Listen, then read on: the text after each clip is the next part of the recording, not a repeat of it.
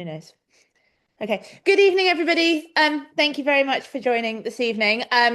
We have so many of you signed up, which is absolutely incredible. I am I am always flabbergasted by people that want to sign up. I don't know if Lloyd's the same. Like it always blows my mind a little bit. Tiny bit of housekeeping before we start. So if for whatever reason this is a recorded session that will go out to everybody that has signed up. If for whatever reason you do not want to be seen or be heard, please sign out now and you can have the replay later. Um, we will be taking questions. Please do put your questions in the chat box. Robin, who is on here as ROR Midlands RDO, she will be monitoring the chat box.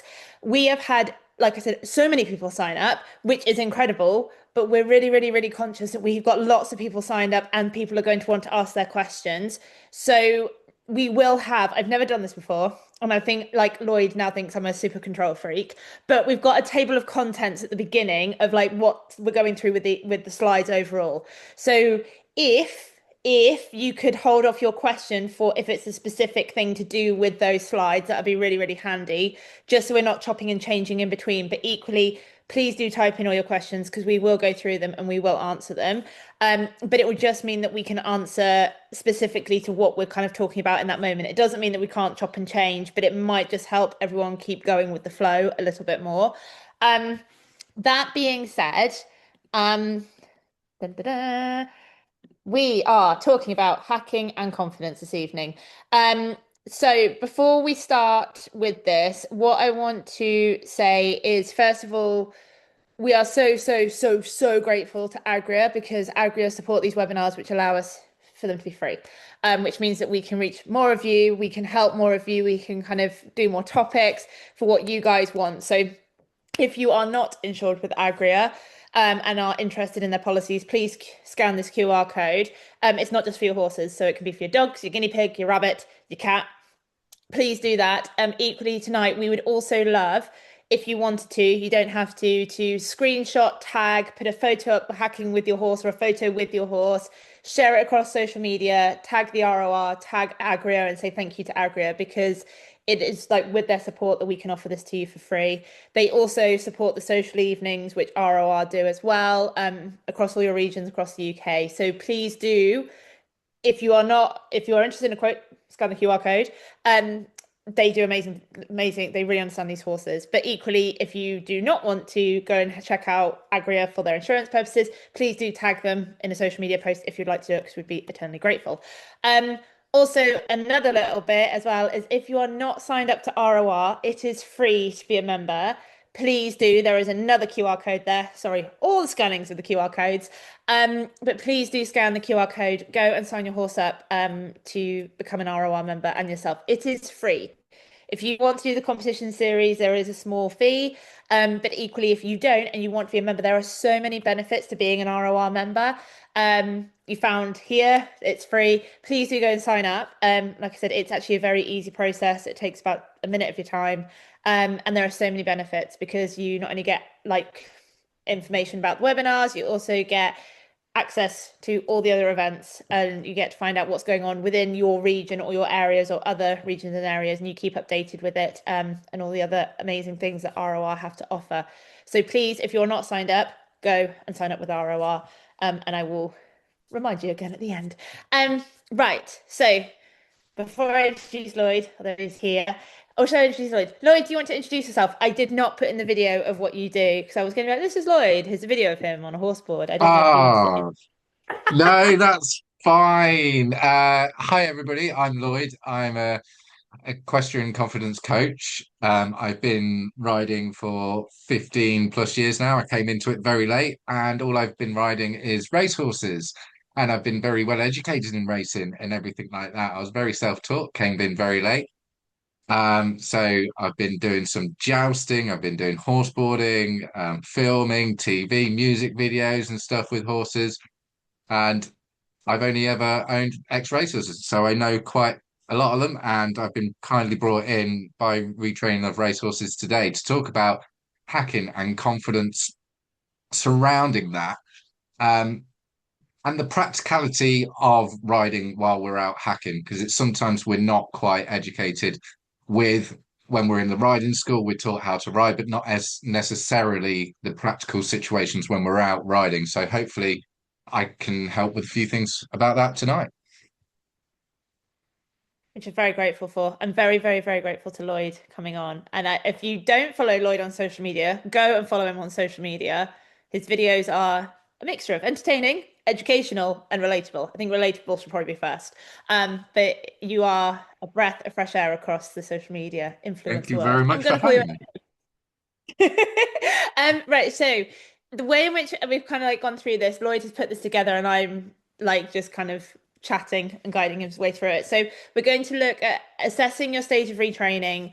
What does your racehorse understand? Your first steps of retraining, common kind of behaviors that you might experience or deal with your ex-racehorse, building confidence and how to find it, walk, trot, canter, like horses in open spaces, spooking, and then napping. So again, it kind of ties a little bit into your kind of common behaviors. So that's kind of the rough way in which we're going to go through all of these stages. But like I said, if you do, like I said, please do ask the questions. Please do put them in the chat box. Like I said, myself and Robin, we're going to like be on it and looking. But like I said, if you can kind of tailor your questions around when we're talking about certain things, that would just help keep the flow. But like I said, we're really relaxed about this all.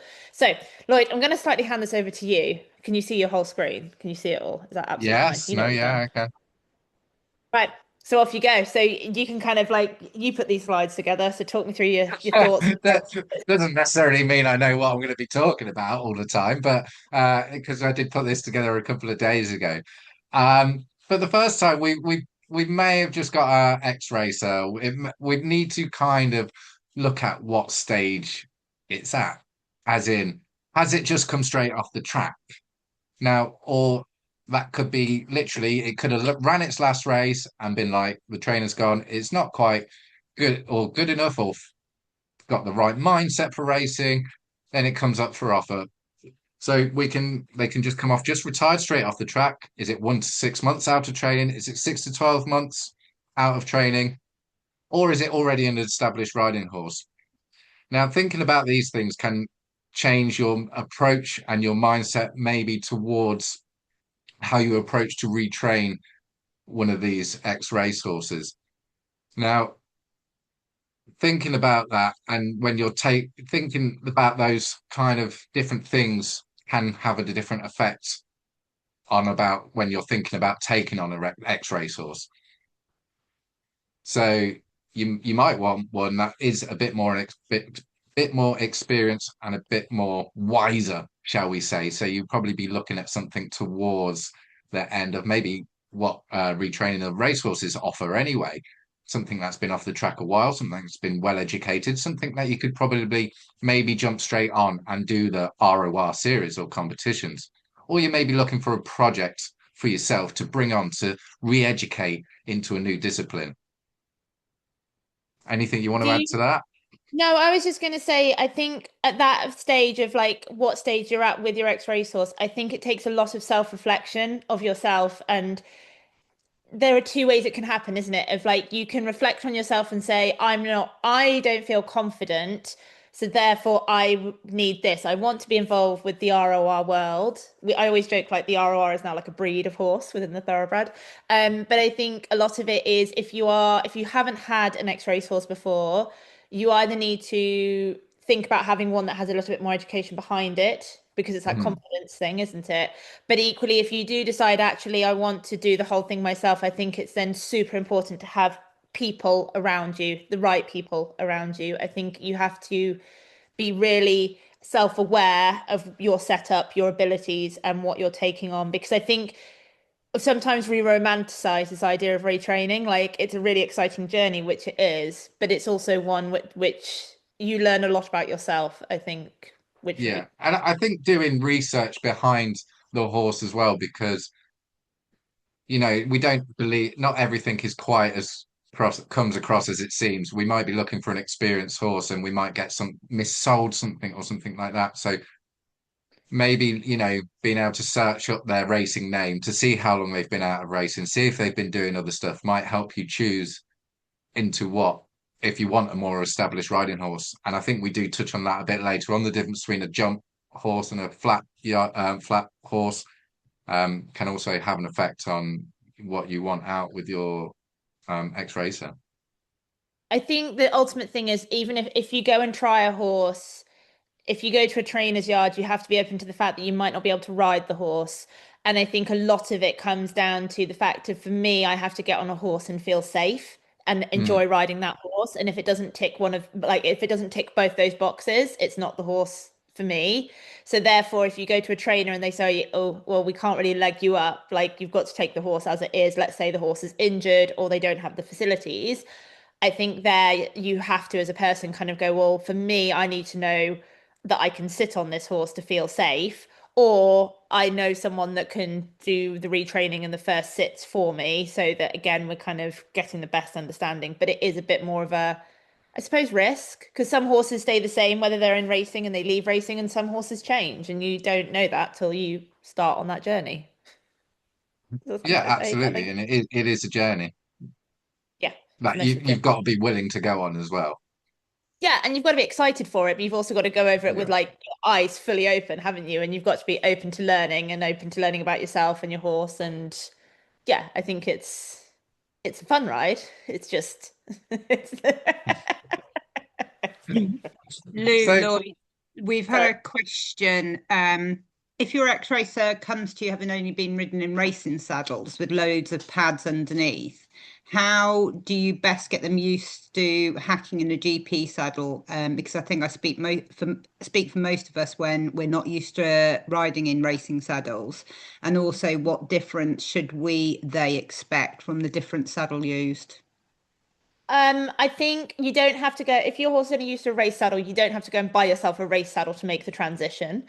I think the first off is that your horse has to be comfortable, so getting a saddle fitter, and making sure again in the early stages the horse is going to be weak across their back. So I understand why saddle fitters. We did an amazing webinar with Nikki from Bliss, and I understand with when saddle fitters are fitting a saddle to the horse that they are taking the template and they want it to fit to the horse. I appreciate that.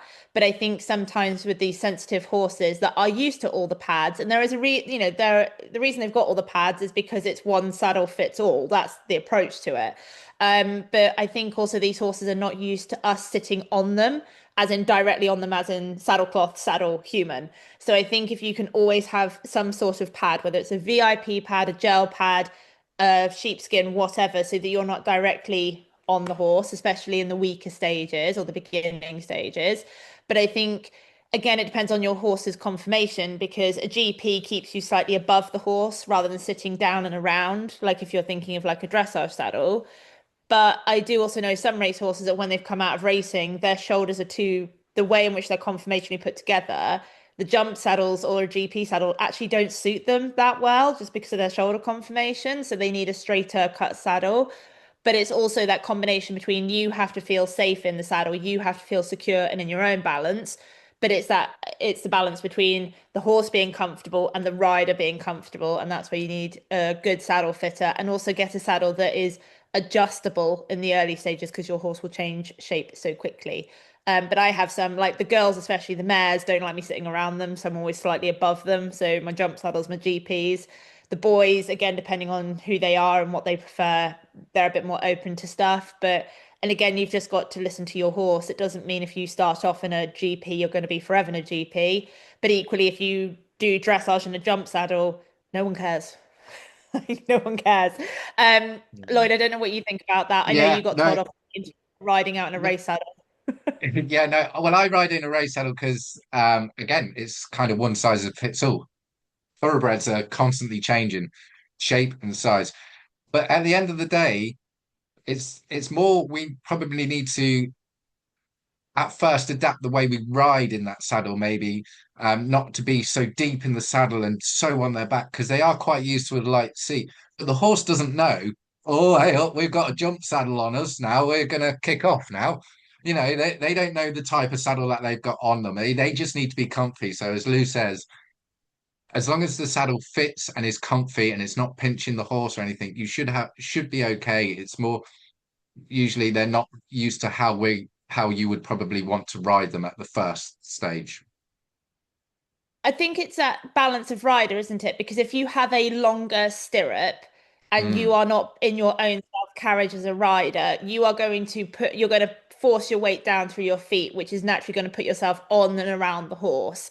And the horses aren't used to pressure from the rider. They're used to riders that carry themselves in their own self-carriage and their own balance. They don't use their hands to balance on the horse's mouth. They don't use their legs to grip. So it's the feeling that the rider is giving to the horse. So if the rider is in their own balance and they're able to move with the horse and not force themselves down and around and like toes pointing out and straight legs to kind of brace and push against them, if the horse doesn't feel that pressure, then they're quite relaxed because we're relaxed. But as soon as they feel that tension from the rider and the rider isn't in their own self-carriage, then they feel more brace on the rein and more tension on the rein, more tension from the leg.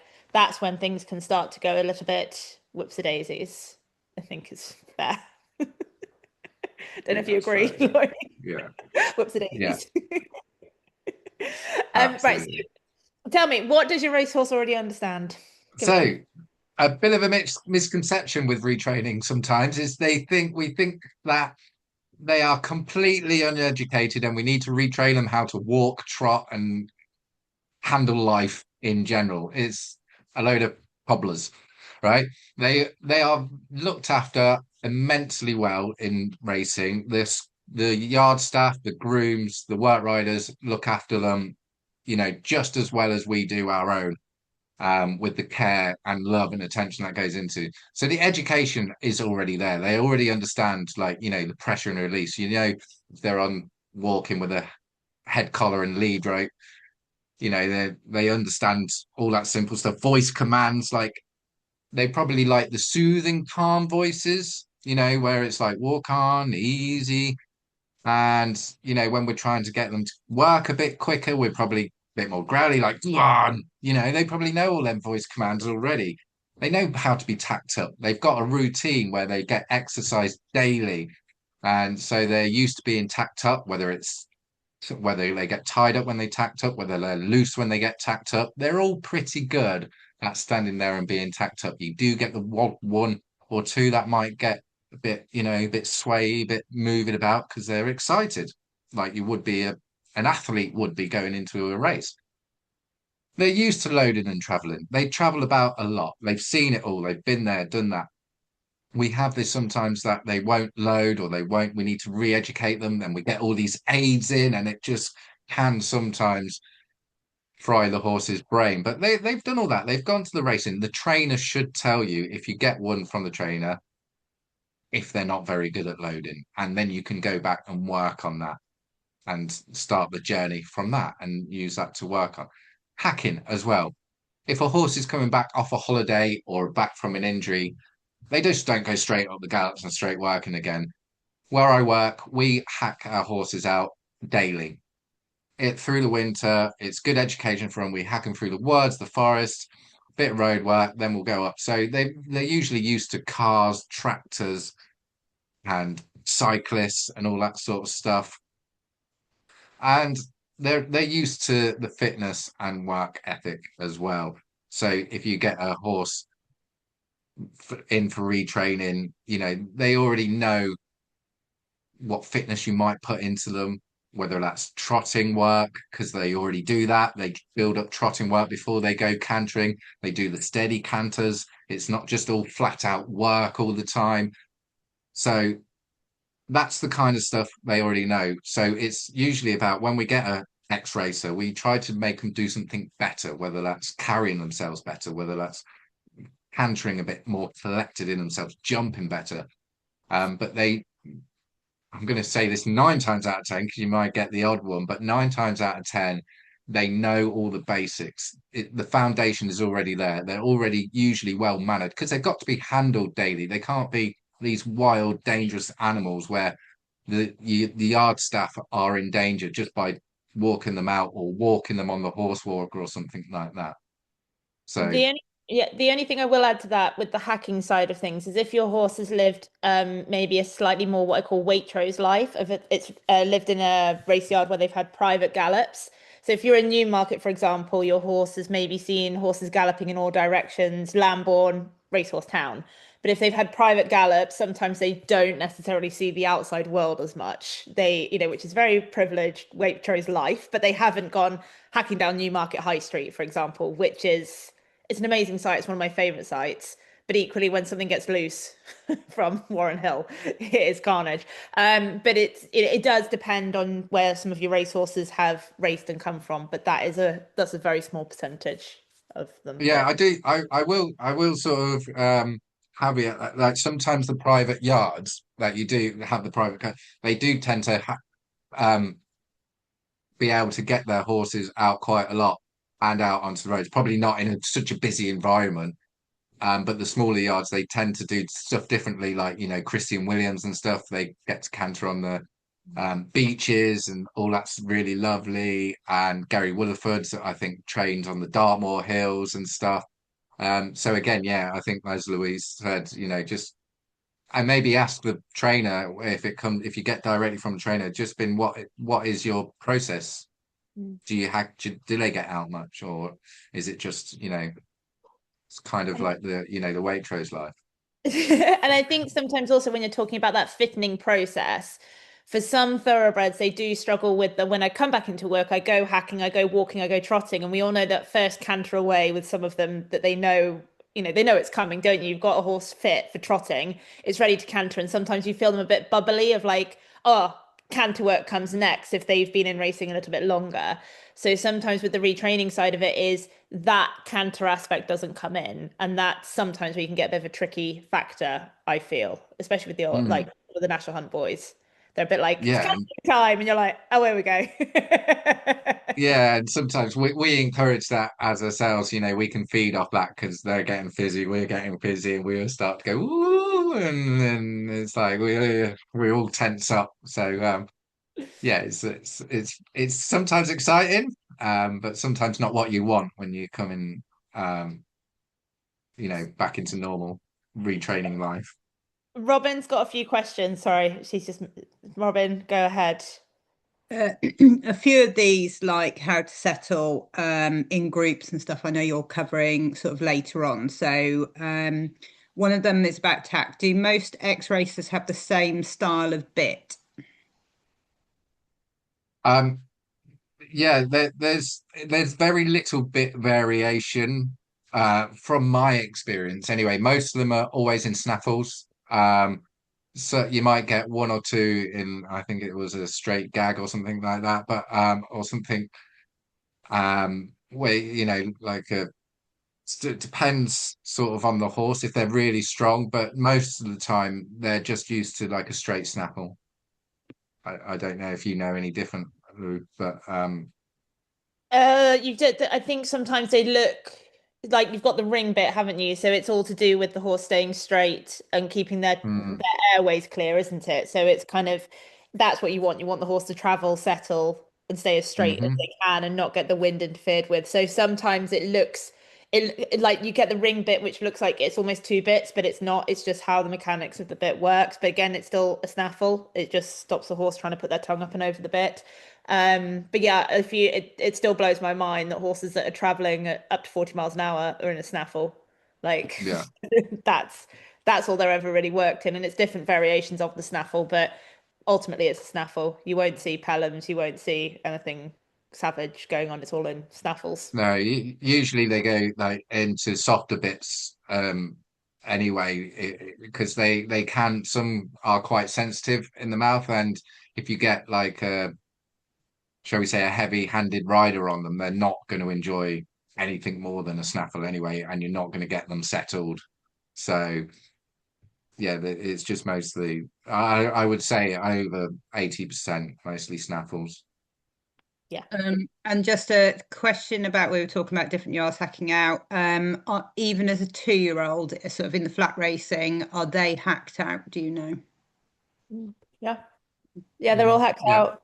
It can like first canters as a 2-year-old can be like get your phones out time. Like it can be either very quiet or also 2-year-olds that are going for the canter on the grass. But there are some really cool trainers to follow on social media that actually show you how they start taking the 2-year-olds out for the canter on the grass the first time. They always go out with a lead horse, so a hack. They always talk about trainers' hacks, which those horses in themselves are great because they hack out, they stand, they watch the babies canter up, gallop past.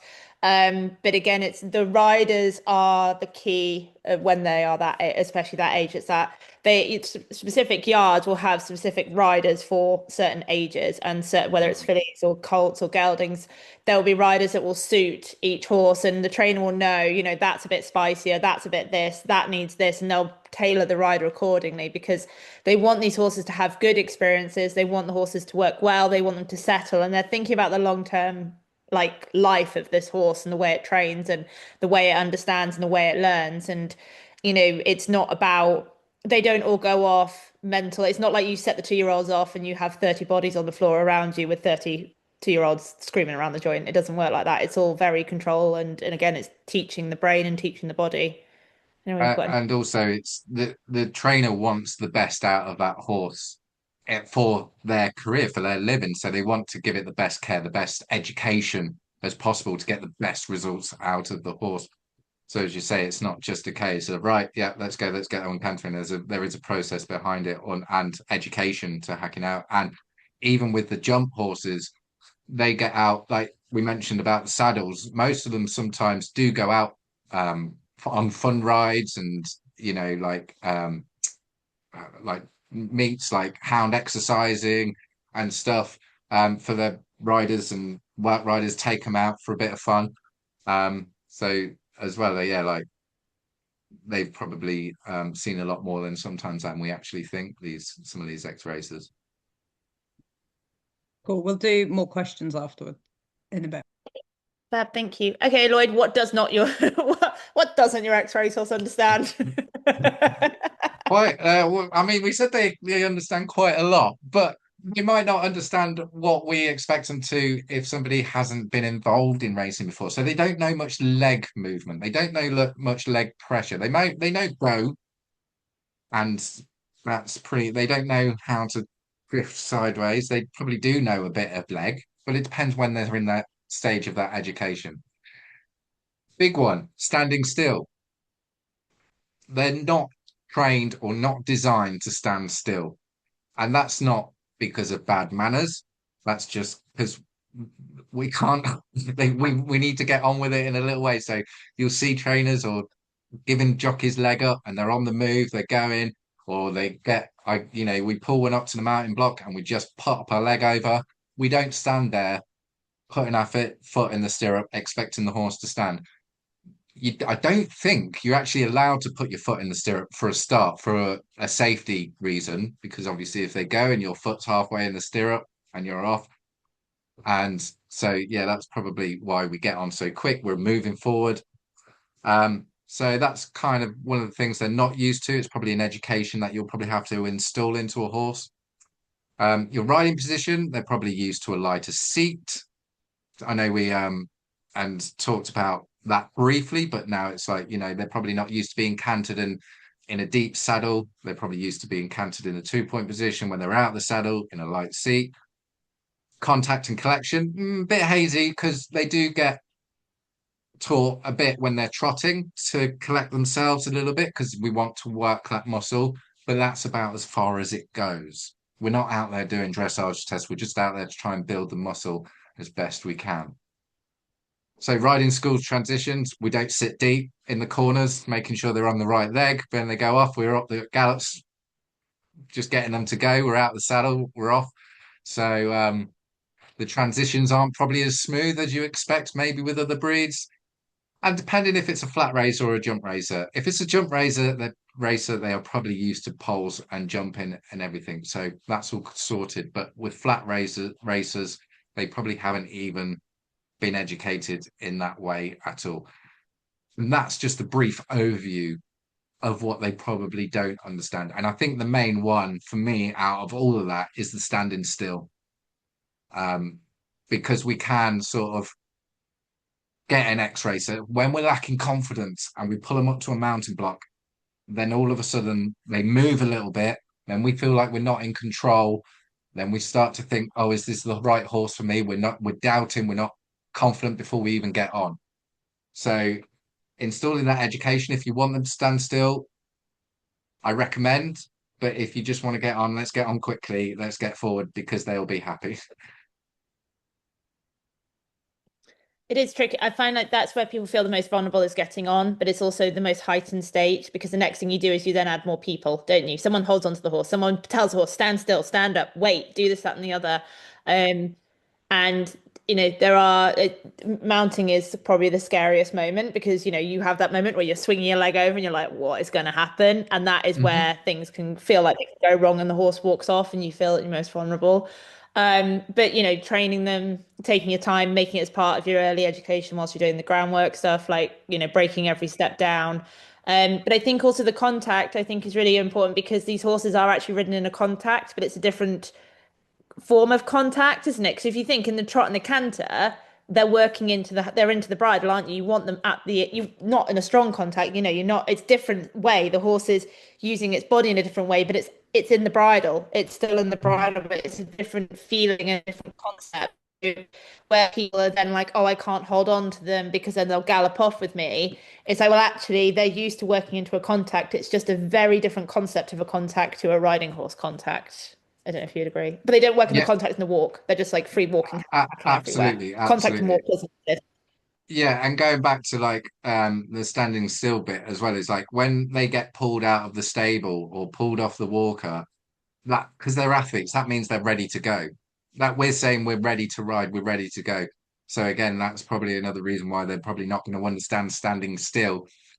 Mm. Even that's just for traffic or even when you're not on them, they're a bit fidgety to Mm. start off with until you actually install that calmness.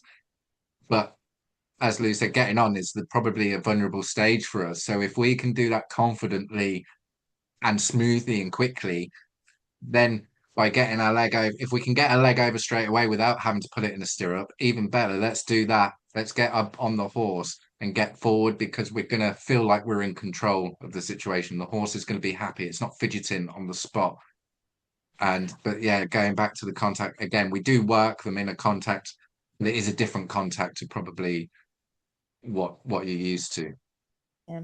And I think with the mountain block, if like I do it with mine with retraining, is I put a block in a corner so they can walk around. So if you're vulnerable of a horse going straight and going forward, the horse is still moving forward but turning. So you as a rider are less vulnerable. So again, I always have them on the lead rope offers so they can walk around and I can just stand on the block. And again, when we get on, we walk and turn. We don't go straight. Because again, if the horse goes straight, goes forward, the first thing we do, we then pull the rein, the neck goes up, the horse feels restricted, and you're already getting that meeting of minds, aren't you? The horse feels like it can't move forward. And it goes, I don't like this, then it's tense, and the rider goes, ah. Mm. You're already at like, uh-oh. Yeah, education with thoroughbreds is a very fine line between a bit of give and take, whether we don't want to get in a battle with them, but we need to educate them. So if it is like standing next to a mountain block, you can lead them in, walk them there. And if they start to get a bit fidgety, you try and hold them there as long as you can. But as soon as they start, let's not try and force them there. Let's go round again and educate them and show it's a nice process for them not to be worried about because they can spit their dummies out quite quickly. And the more we get agitated, the more we get flustered, the more they're going to get flustered as well. So it's about kind of keeping them there as long as possible. Then as soon as they start to move, okay, let's move them on.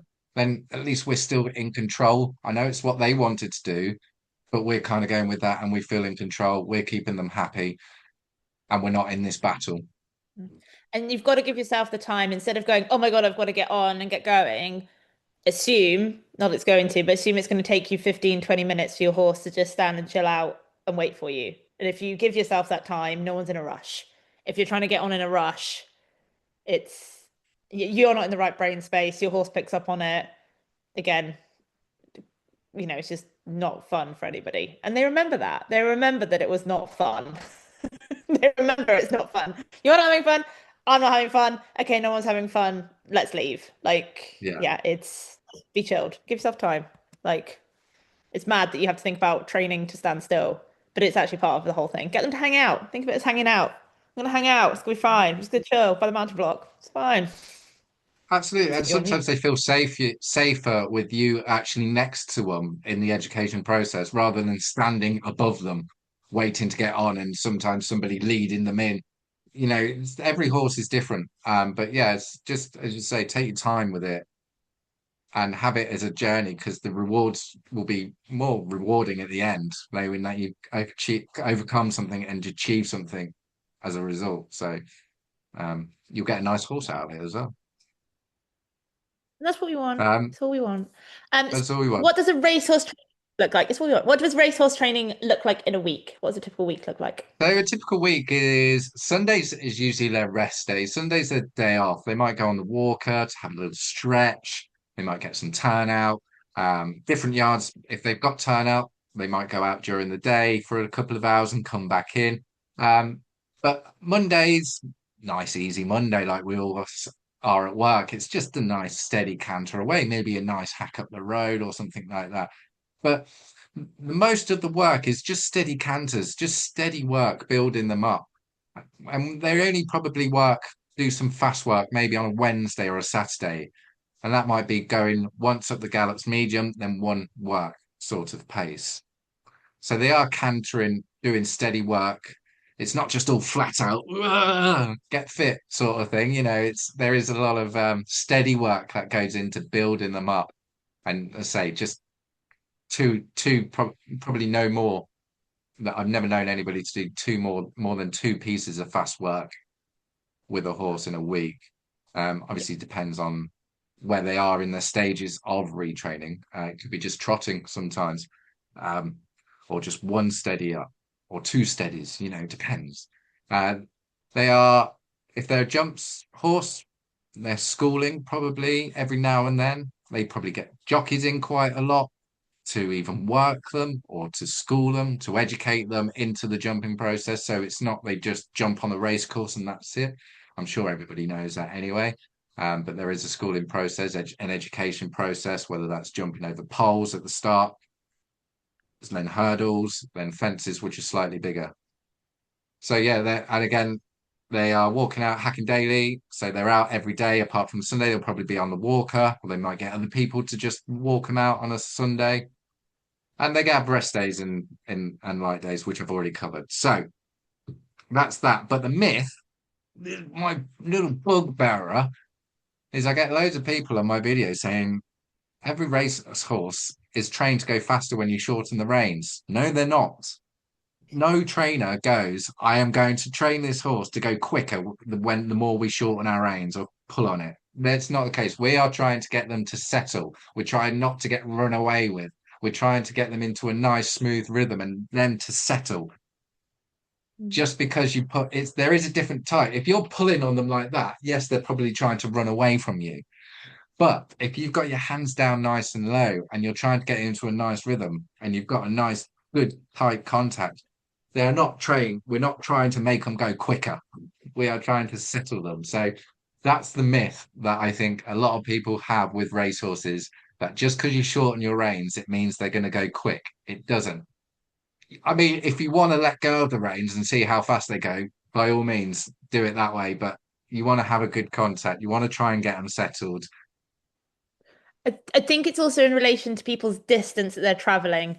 Because if you think when you're training these guys, like when we're saying you shorten your reins up and they go, it's that initial jerk of speed, isn't it? It's that, kind of if a horse runs on into the hand, you shorten the rein, the horse runs into it, and then people panic and people pull back. And actually, over the required distance you will travel throughout that time is actually not a lot. Whereas No. actually, when they're on the gallops, the amount of distance they cover is so much greater that it's difficult to have that space to feel when a horse settles into the hand. But if you take most racehorses back to a gallop or a canter track, they're such workmen, they just settle on into the hand and off they go. And you literally just sit there and you're like, oh, okay. And they're just like, they just sit and they have that kind of purring noise, like through their breath. Like they settle on in, Yeah. they know what they're doing. And again, I think it's that relation of distance. Like if you think of it like a car, like people love fast cars and they always go, it goes 0 to 60 in like a nanosecond. It's that moment of when a horse jerks forward, isn't it? And it meets the rein that you'll experience that pure change in acceleration that makes you go, uh-oh, and then they're going to run away with you, or that feeling of being run away with. Yeah, and it's about getting to know your horse as well. I mean, I would rather go up the gap. There's been many a times when I've done it. There are some horses, you can just have a nice, easy contact, and then you're just going to settle in. And like you say, have that nice, and Yeah. you can hear it, you feel it in the hooves and when they're hitting the ground. But then there are some horses where you get on and you know they're going to be keen, and you get really like sitting against them, holding them, and you get to the top. And sometimes I think, oh, maybe I could have let a bit more rain out there. Maybe I could have eased the tension. But do you know what? At least I know that for next time, rather than trying to regain it, trying to rein them back in, because it's easier to apply the throttle than to try to rein that throttle back in. And that's what I would say about that. The more you get to know the horse, the more you'll be able to cancel them and realize how much but you can give them or how much they will take. Um, but the quieter we are with our hands, the more we can settle into it, and that the horse will be happy. Robin, do you have any questions before we head on to the next bit? So I'm just going to keep checking in from that. Yeah, we've got a few on napping, which I know you're covering a bit later.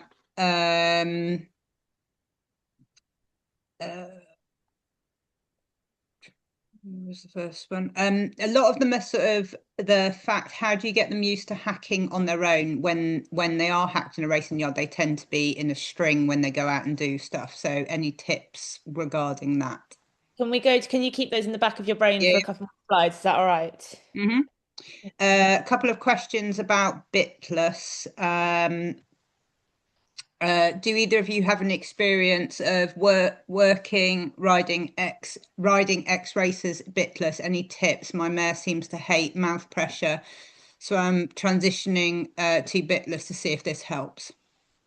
Yeah, I did used to horseboard in a bitless bridle. Um, so it can be done. It's about knowing your horse and knowing how to be able to ride or building it up to ride bitless as well. So that's a lot more probably lose probably sort of expertise, a bit more riding in the saddle, maybe a bit more control with your seat. Um, Again, it can be done, but I would make sure you know and understand your horse in the first place. I don't know if Lou, you're probably the better person to answer for that. So riding bitless, I think, yeah, it needs to be done in stages because if you just take your bit out and hope for the best. I think some of these horses don't know how to balance themselves, and it can potentially lead to more communication problems, especially in the early stages because the horses are so unbalanced, and it's difficult because they've grown up in a certain way with a certain understanding for a long time. It is phenomenal how much better some horses go without a bit because we as a rider are not interfering with them as much and it's a different sort of pressure on their head. Like it's really mind-blowing. It really is, like, I think it makes us ride them softer, and for some horses they feel like they can travel more forward. You don't necessarily need to have them on your seat aids as much with bitless. Bridleless, yes. But again, it's each rider and horse scenario. I do think, the bridleless competition that they did a few weeks ago at Wood was incredible. I did worry for the week after when everyone was taking bridles off their horses and hoping for the best. I was worried that the NHS were going to put a call out saying, "Can everyone stop doing this, please?" Because we've got a rise in A&E cases. But I do think it's a really good thing to understand how much do we as riders rely or use our reins too much. And I think it's a good exercise to do. But again, some horses are completely baffled by it because they're like they don't understand it. Some horses are better for it. I know Hmm. Ali has done it with her Lusitano and she's found the benefits of it.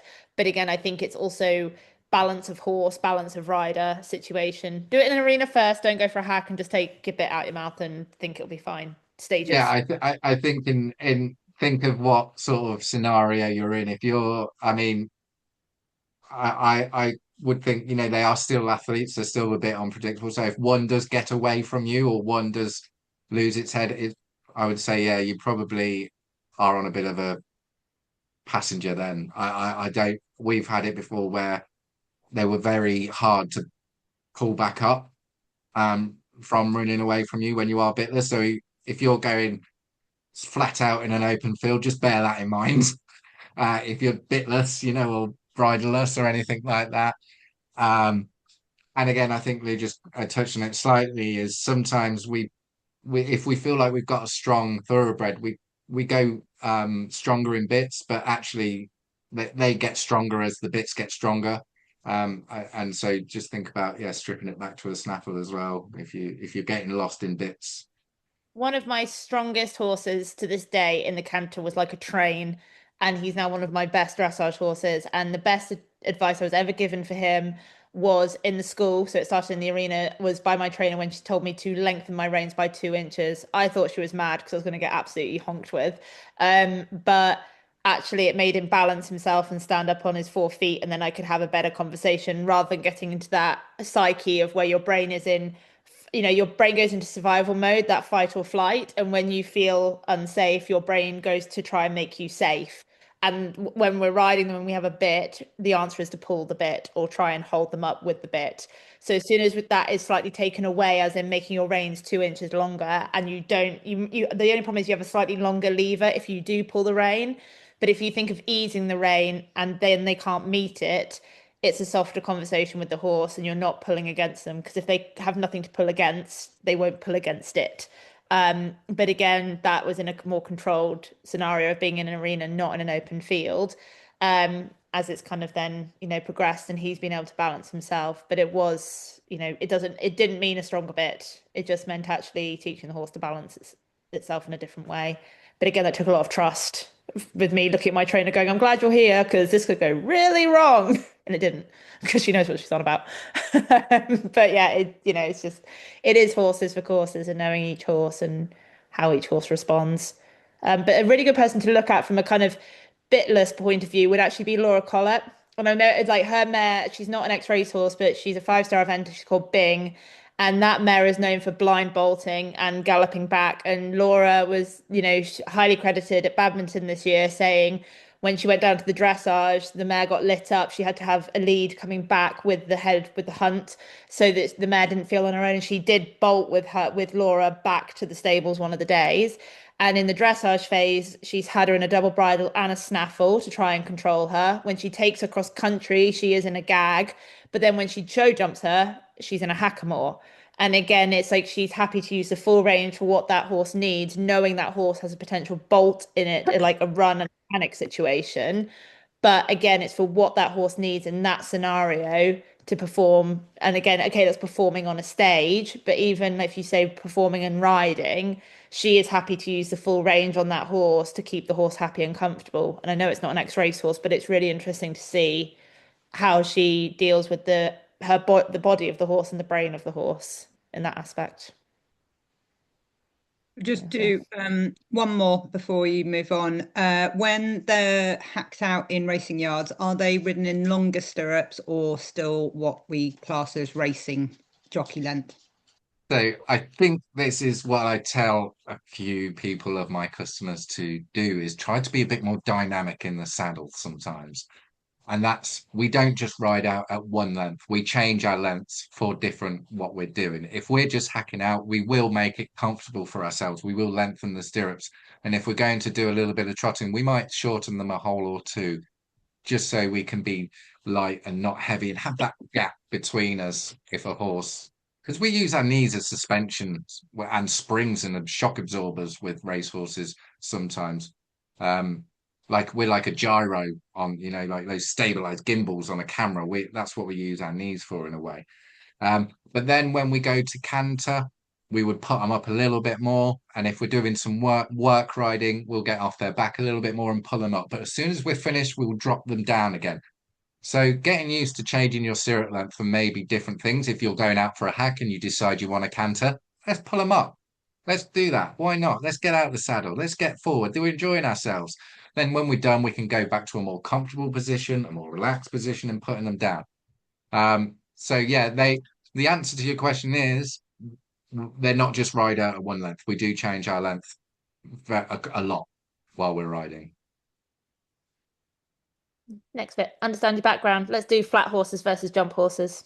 So flat horses, they're mostly usually younger, uh, so less educated, less life experience. They're speed focused, so all their races as short as 5 furlongs, 7 furlongs, 8 furlongs, a mile, anything up to sort of 2 miles. But that's kind of rare. They're designed for speed. Think Usain Bolt. They're going to be pumped. They're going to be ready to go out the gates. They're going to leap out and they're going to just sprint. That's the mentality of a flat horse. So bear that in mind when you're looking at ex-racers. If you get a flat Are horse, you they're probably going to be a bit more on their toes. using the word bolt in a sprint was, maybe not you say bolt, I know it can't Usain Bolt, yeah, no, maybe happen. not, but he's a well-known athlete. There was no point, um, uh, you know, that's about the only sprinter we know nowadays, isn't it? Dwayne Chambers, then. No, he's controversial. Oh He's God. no, he's controversial. Anyway, moving on. So, so the flat horse, a flat horse, if you get one, may need a bit more education. Now let's get to the trustee national hunt horse. A bit like more like a Mo Farah. He's going to be a bit more calmer at the start. He's going to be a bit more older and wiser, a bit more slow twitch muscles, a bit more stamina. They've got a bit more mileage on them, a bit more education. They've probably got a bit more hacking experience as well, and they've probably seen more of the countryside and traffic. And whether that's more education on their own or in groups, open fields, and all that sort of stuff. And they are probably got more of that steady canter that we're probably wanting sometimes from the get-go. So that's probably your more complete horse that you would want by the end of it. And they probably do races. The shortest race they do will be 2 miles, and they can go up to 3 miles, 3.5, and obviously the Grand National, which is 4 miles. So they're built for more that steady sort of stamina. So if anyone tells you to tie your ex-racehorse out, don't entertain. Yeah, it's funny, like a bit about people say about they lunge their horse before. It's just to try and calm it down. It's like you're just kind of getting the horse fitter. So knowing what you're doing when lunging as well is not just doing it for the right reasons, not just doing them to wear them out. It's probably not going to happen. Not at all. Right, your first steps of retraining. So the first steps of retraining is obviously health. Make sure they're in good health. Make sure we know their background about their maybe injuries or what they've been through with the vets and stuff, and making sure that everything about them before we start doing the retraining process. And building that trust is a big thing. They need to trust us. They've just moved from this place where they've been really comfortable and they trust all the people there. They know they're getting looked after and they've just been taken away from all that. So they need to trust you and you need to trust them. Because if you trust them, we get the better response out of the horse. We get the clear instructions, don't we, when we are confident and trust the horse. We tend to not worry about the what ifs because we trust them. We worry about the what ifs when we don't completely trust the horse because we think something's going to go wrong. Then when we built that trust, we can have that relaxation, that constant routine, whether that's handling them daily, going up to them, spending some time with them in the morning when you muck them out, in the evening, getting that bond, that basic communication in a calm environment is key to building that trust as well. Then when we're relaxed in all of that, we're going to get, again, a nice, calm response from the horse. If we're flustered and stressed and frustrated, the horse is going to feed off that. So all of that is think of those steps when you're retraining the horse. Spend some time with it, leading it out in hand and getting to know them. Like your favorite roller coaster. When we first get them, we're going to be excited, nervous, anxious. We're not going to know what's going to happen. But more we get to know them, more we're going to get to know every bump, every sound, every twist, every turn. So we know what happens when we go to ride them. It dilutes some of the issues. So what we can avoid is trying to do everything at once, like we say. If you're confident, then it's fine. Knock yourself out. Jump straight on them. They should be capable. They know how to ride, but we're maybe not so confident. So let's not do everything at once. Let's not overcomplicate things by changing everything, having loads of bits, having different saddle pads or everything, thinking they prefer this or that. Let's just keep it nice and simple, getting to know them, you know we sometimes overcomplicate things in the simple way of putting all these stuff in our feed, like medicines and stuff, we don't actually know what it's doing half of the time. So getting them on a nice basic feed to start off with, I think is very key as well. Another key one is thinking they need fixing, thinking they've come out of racing and they're broken or they're uneducated. We're just trying to make them do something better. We're not fixing a horse. They're not being um, mistreated. Well, I mean, obviously, I won't say it for every case, but we're not out there trying to fix them. We're trying to re-educate them and retrain them in a different way to suit our needs. And we don't need to be comparing them to others. So we don't need to see if old Sally over there is doing really good with her Ex-Racehorse. This is your own journey. We don't need to compare it and put pressure thinking we need to be at a higher level or a higher place than we actually are. Because as soon as we put a level on something, we end up in a battle where you become, well, there's a winner and a loser. And we always feel ourselves being the loser because we're always quite negative about it. So if we take the journey nice and slow and see the results, see the journey that we go on, the end result will be a lot more rewarding. Louise, anything on that? Comparison is the thief of joy. Social media can be fantastic, but if you use social media to compare to other people, and what you see on social media might not be true. Might be true, So, might not. so yeah, I think that's a good thing to social media is good in a way that you can look at other people and how they're doing things, or maybe you can learn a bit from that, but don't compare yourself to it. Don't be afraid to make mistakes. Don't be afraid to try something. And if it doesn't work for that, things we sometimes we don't realize we're making a mistake till we're 4 weeks down the line. And So also, it's a highlight reel. It is a full highlight reel, and it for people to post, they're either posting to celebrate something which is amazing, or they are posting for validation. And if you follow someone for long enough, you know which camp they kind of sit in. They're either doing it to support or they're doing it for their own benefit. And again, it's not a negative thing to say that, but it's really hard to know which is which. If you if you don't like looking at certain people on social media and they upset you or they make you feel crap, delete, block, remove, hide, whatever it is. Turn their stories off. Don't do it to yourself. It's not worth it. Because otherwise you look at your horse with resentment or panic or feel. And I think the word must or have to needs to be removed from our language sometimes. Or, it's if you have to deem in your own personal life of what is my success, or if we're constantly searching for I'll be happy when, and if you constantly use that sentence or have that train of thought, you'll never be happy and you'll actually always be comparing, and this horse won't understand what you're on about. It's And not. it actually adds an unnecessary pressure, an unnecessary expectation on yourself, which takes the focus away from actually enjoying the horse or enjoying what the horse needs. Because we're so focused on ourselves, we kind of switch off from what the horse is actually happy or what the horse is actually doing because we're just looking down all the time or comparing ourselves or having this pressure and expectation that we've got to deliver something when all we're trying to deliver is fun and happiness, the reason why we're doing it. Take that expectation off, look up and enjoy where you are sometimes, rather than looking out through the window at other people. 90% of people are on the internet now are out there for themselves. They're not actually telling you how to ride better or how to do something or how to enjoy it a lot more. They're on for watch me jump this horse while I go around there and do this for it's really fun. And it doesn't actually help you. You're not actually learning anything from it apart from watching somebody else probably get benefits from you watching it. Yeah. And if you want to celebrate the wins, you don't have to do it by posting. So, like, if you ever look at anything I do on Instagram, for example, there'll be certain horses that I will be hacking and I will willingly take a video as I'm hacking, reins one hand, phone the other.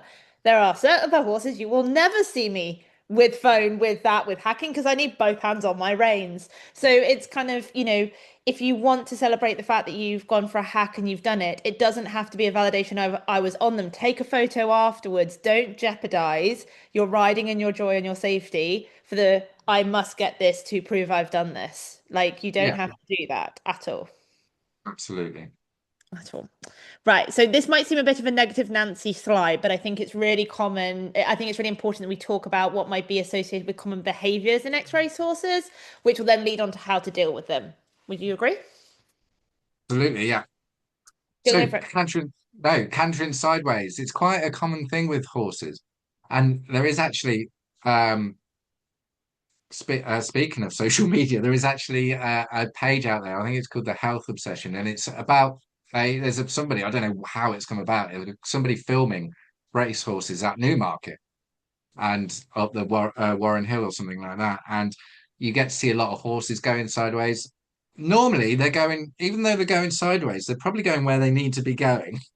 Is probably you, but you look at the rider at that moment. The rider is very calm um, in that situation because it's understanding when a situation is dangerous on the horse can make you react differently at some points. If we can understand that maybe cantering sideways or head tossing or pulling down lugging is not always a dangerous situation, it gives us that moment to maybe think, right, how can we solve this issue?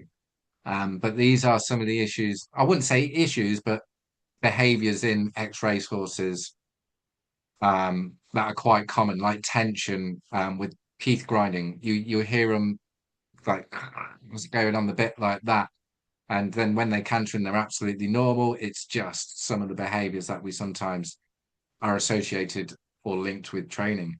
Yeah. But it's not like if your horse is, yeah, like if your horse is cantering sideways or head tossing, pulling down, don't think necessarily you're in danger. Try to keep yourself nice and relaxed and think, right, how can I try and calm this situation down? Because the last thing we want to be doing is tensing up and creating that snowball effect where the horse is going to feed off or mixed signals even where we're pulling back on them to try and stop them cantering sideways, but we're actually squeezing on with our legs and the horse isn't responding to us. So just bear those things in mind if they start to do any of these things or if they come with some of these things. I Um, think also it's knowing that line. You know, need to learn the line between it's very common if you see your horse head tilting or like lugging it is like pulling forward and snatching the rein. It's a very common question to ask yourself, is my horse doing this because it's in pain? And the only answer to that is get a vet to check them out. You know, vet, physio, kind of get your practitioners involved if you are concerned, is this a sign of pain? Some of it is behavioral, it's signs of excitement, it's signs of I knowing I'm doing, but until you know your horse fully, if you are concerned about any sources of pain, your vets and your physios are your first port of call, not yeah, social and media. yeah, and Okay. also it can be a sign of actually inexperience as well. They probably don't know they've probably done that, and that's just what they know. You know, sometimes you say that it is just excitement. It's something that you can correct and train out of them as well. It's not like you say, it's not necessarily pain related. So I think we're Okay. about to see an example. Oh, can you see that properly?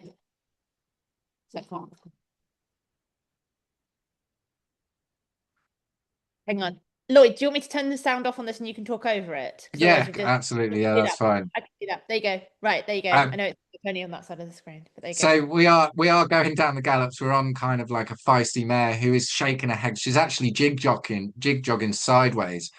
And this horse has actually gone down the bank backwards over with somebody else before. Probably because they did end up pulling up on the reins. Now, I wasn't there in that situation, but it's working out how to deal with these situations. So I'm like I say, I've got my knees acting as springs, giving me a light seat, so I'm not driving her on with my seat, with my bum. I'm trying to absorb the impact and go with her a little bit. And you notice my hands here. I'm actually keeping them very low as much as possible. But when she is pulling on me, I'm sort of absorbing that or going with it. I'm not trying to pull back on her. I'm trying to keep her as happy as I can because I know when we get off here, she's going to calm down. She knows she's not going back up the gallops again. So trying to remain calm in that situation is a process that you see people go. Um, and you think, God, why are they so cool? It's because I know I'm not in a dangerous situation. I'm not going backwards down that hill at the moment. I'm keeping us, even though I'm going sideways, she's still going down the gallops for me. So um, trying to remain nice and calm and quiet and learning that give and take and not ending up in a battle with them can sometimes be the better result. I think that last still here, if people can see it, is a really good place to is a great place to end. Because when you're talking about keeping your hands low, it's not talking about widening your hands. You're kind of where your neck strap and your martingale sits is your kind of your point of where you want your hands, isn't it? You're not pulling on the saddle, you're not holding onto the saddle, but it's that hands settled quietly on top of the neck. And I know obviously you've got one hand with your phone, like Mm, what have you, but it would just be both hands quietly on top of the neck, isn't it? With them at the end of the rein. absolutely. It's not a restrictive rein, it's not a pulling rein, but they've got to feel you and you've got to feel them. So it's that kind of, but again, it's that settle rather than pull, panic, or the other Mm. way of bending your elbows at 90 degrees. They don't Yeah, live like that. it's again getting to know your horse and doing things different. Okay, maybe they didn't like this that time. It's not always gone so smoothly. It takes time. Like if it does start to go wrong, we just jump off because our safety is more important. And doing that and going down there, as say, one-handed. If your horse starts pulling your head down, it's about sort of going with it a little bit and not trying to fight it so much. Obviously, yes, we do try to get them to pick their head back up. But with everything, using your legs and knees and seat as sort of shock absorbers, going down, keeping your hands nice and quiet and nice and low, um, and understanding you're not in a dangerous situation can keep you just remain calm in those Yeah, situations. and your neck strap will help if you've got a horse that pulls forward. If you keep a little finger of one hand under your neck strap or even your martingale strap and slightly pull on that. So again, you're not pulling on your horse's mouth, but it just stops them pulling to the base of their chest. And they're like, oh, okay, you kind of go with them. You're not restricting them, you're not closing the front door, but you just say to them, can you not pull into the base of your neck? Can you not lug me forward? And Yeah. again, it's a nice way of having a conversation with them without them feeling that form of restriction. Because as soon as you use the rein, they feel like the front door's closing. They're like, they don't like it. Mm. No. Sometimes as well, this is probably going to make you think, what, are you mad? Sometimes when they are pulling down, sometimes it is a bit easier if you are got bridge reins and you are one-handed. And I'll tell you why, because sometimes when you've got both hands, it ends up pulling you like Mm. forward like that. If we're just trying to keep a horse nice and quiet, one-handed, it because then you sort of when they pull, you can sort of keep a bit more of an upright body. So I know everybody's out there is going to be like, "Are you mad?" Like, no, that's not the way to do it. But I find it helps me in those situations. If a horse is pulling their head down, at least I can sort of keep one arm back and keep me a bit more upright, and my hand goes down rather than my whole body going down I and feel like being pulled you both went from like arms. you went from like farewell cartoon to like you tried to do like a cowboy. I swear you just tried to put your arm over the back of your chair there. Yeah. So But yeah, that's basically the motion in a way because if somebody pulled both of your arms, think if somebody stood in front of you and pulled both your arms, you're going to go like that. Whereas if somebody pulled one of your arm, you sort of it's kind of thinking it that way. I mean, get to know your horse, you'll find out what works and what doesn't. Um, but yeah, hopefully that example can show you a little bit. So, hacking alone or in company, I do think this is where we struggle. I'm going to say we as a collective most with our thoroughbreds is either like most of us, if we've got our one horse hacking on our own, trying to leave the yard, like we've got napping and spooking in later slides, but actually having them confident on their own because, like, they're used to hacking out in strings. There are some that, again, in training yards, the trainer they want the horse to work effectively and settle. So some do go hacking down to the gallops on their own because it keeps them quieter, or they come back on their own because again, whatever settles them the best. But for the vast majority of them, or that we struggle the most, is getting our ex-racehorse to hack on their own, or in company when horses go past, or we're not in control of the other person and what they're doing. So do you want to talk through the joys of Yeah, that? again, I think as you just said, most of them, or quite a lot of them, especially if they come from junkyards, some of them are already hacked out on their own. They're not always in big strings, or they might have been out of training for a while. But so it can be one of the common challenges. But I think this is the most important bit when there is no pressure to get on straight away. So let's spend that time. Let's walk them out in hand, like you would with your dog. Have somebody with you as a bit of a reassurance, a bit of company, a bit of chat to, and let them get used to seeing things. There's no expectations. There's no pressure of you trying to give them commands while you're on top of them. You just can go out down the road or wherever you've got them at your yard, walk them out, get them to explore. They'll get that trust with you being next to them as well. Let them have a pick of grass at the side of the road or something and just go out and start that journey, that education. You can take them as a blank canvas in that respect to build your confidence up with them into both of you, building it at the same time. Um, Again, it dilutes the problem. So when you're walking them out on their own, you know what they're like when a wheelie bin comes up. You know how they're going to react when cars go past. So we're not doing those first steps while we're on board. Mm. Anything to add to that, Lou? Yeah, so I think picking your routes of where you go is really key. So like we've got like we're really fortunate with the land that we've got here, but like the first route I always take them on, it takes me 9 minutes to walk it. So it's from the stable block, it does a full loop back round past the houses, and I will get the horses walking in hand in the long reins, and then I'll have a step outside the barn so that once I know that they've gone in hand, gone round in the long reins, and I know they've seen everything, like again, this is like after however many days, weeks, whatever the horse is ready for, I'll hop on and ride the same route. So it's a circular route to come home. So I'm not spinning them in the middle of the road, but I know it's only going to last 8, 9 minutes. And I know the horse has seen the route. So again, it's also a confidence in my brain of like, I know that horse has walked down there today. It's happy, it's confident, I can get on. And it's about like Lloyd said, it's about building those confident steps with them, learning how do they react? Do they need to stand and look, or do they need to keep moving? Like, how does this horse learn better? And then again, planning my routes to where I go. And again, is it like, do I need someone on a bike with me? Do I need someone on foot? If I take another horse with me, can that other person be trusted to wait, sit behind, come up front, do whatever I need, again, to build the confidence of myself and my horse? And again, I know it's not easy because some people do have to kind of go out and back, but wherever you can, plan a rough route or have a route with certain exit points to try and, again, so you're thinking about how do I do this, but be sensible, take a lead rope with you. So again, you're not, if you feel like you want to get off and lead them, make sure you've got something longer than reins because there's nothing worse trying to get reins overhead when you're trying to walk with them. And it's all a bit frantic. But again, I think it's just be willing to break everything down and be sensible and think of it as a long-term situation rather than a do it now situation. I think that's just me. Yeah, absolutely. So when again, like when you are, say if we're not confident, we're getting to know the horse, like walking them out in hand, um, is actually a really good way of building that confidence, like we said. But sometimes we've got to assume everything's going to be okay when we are leaving them out.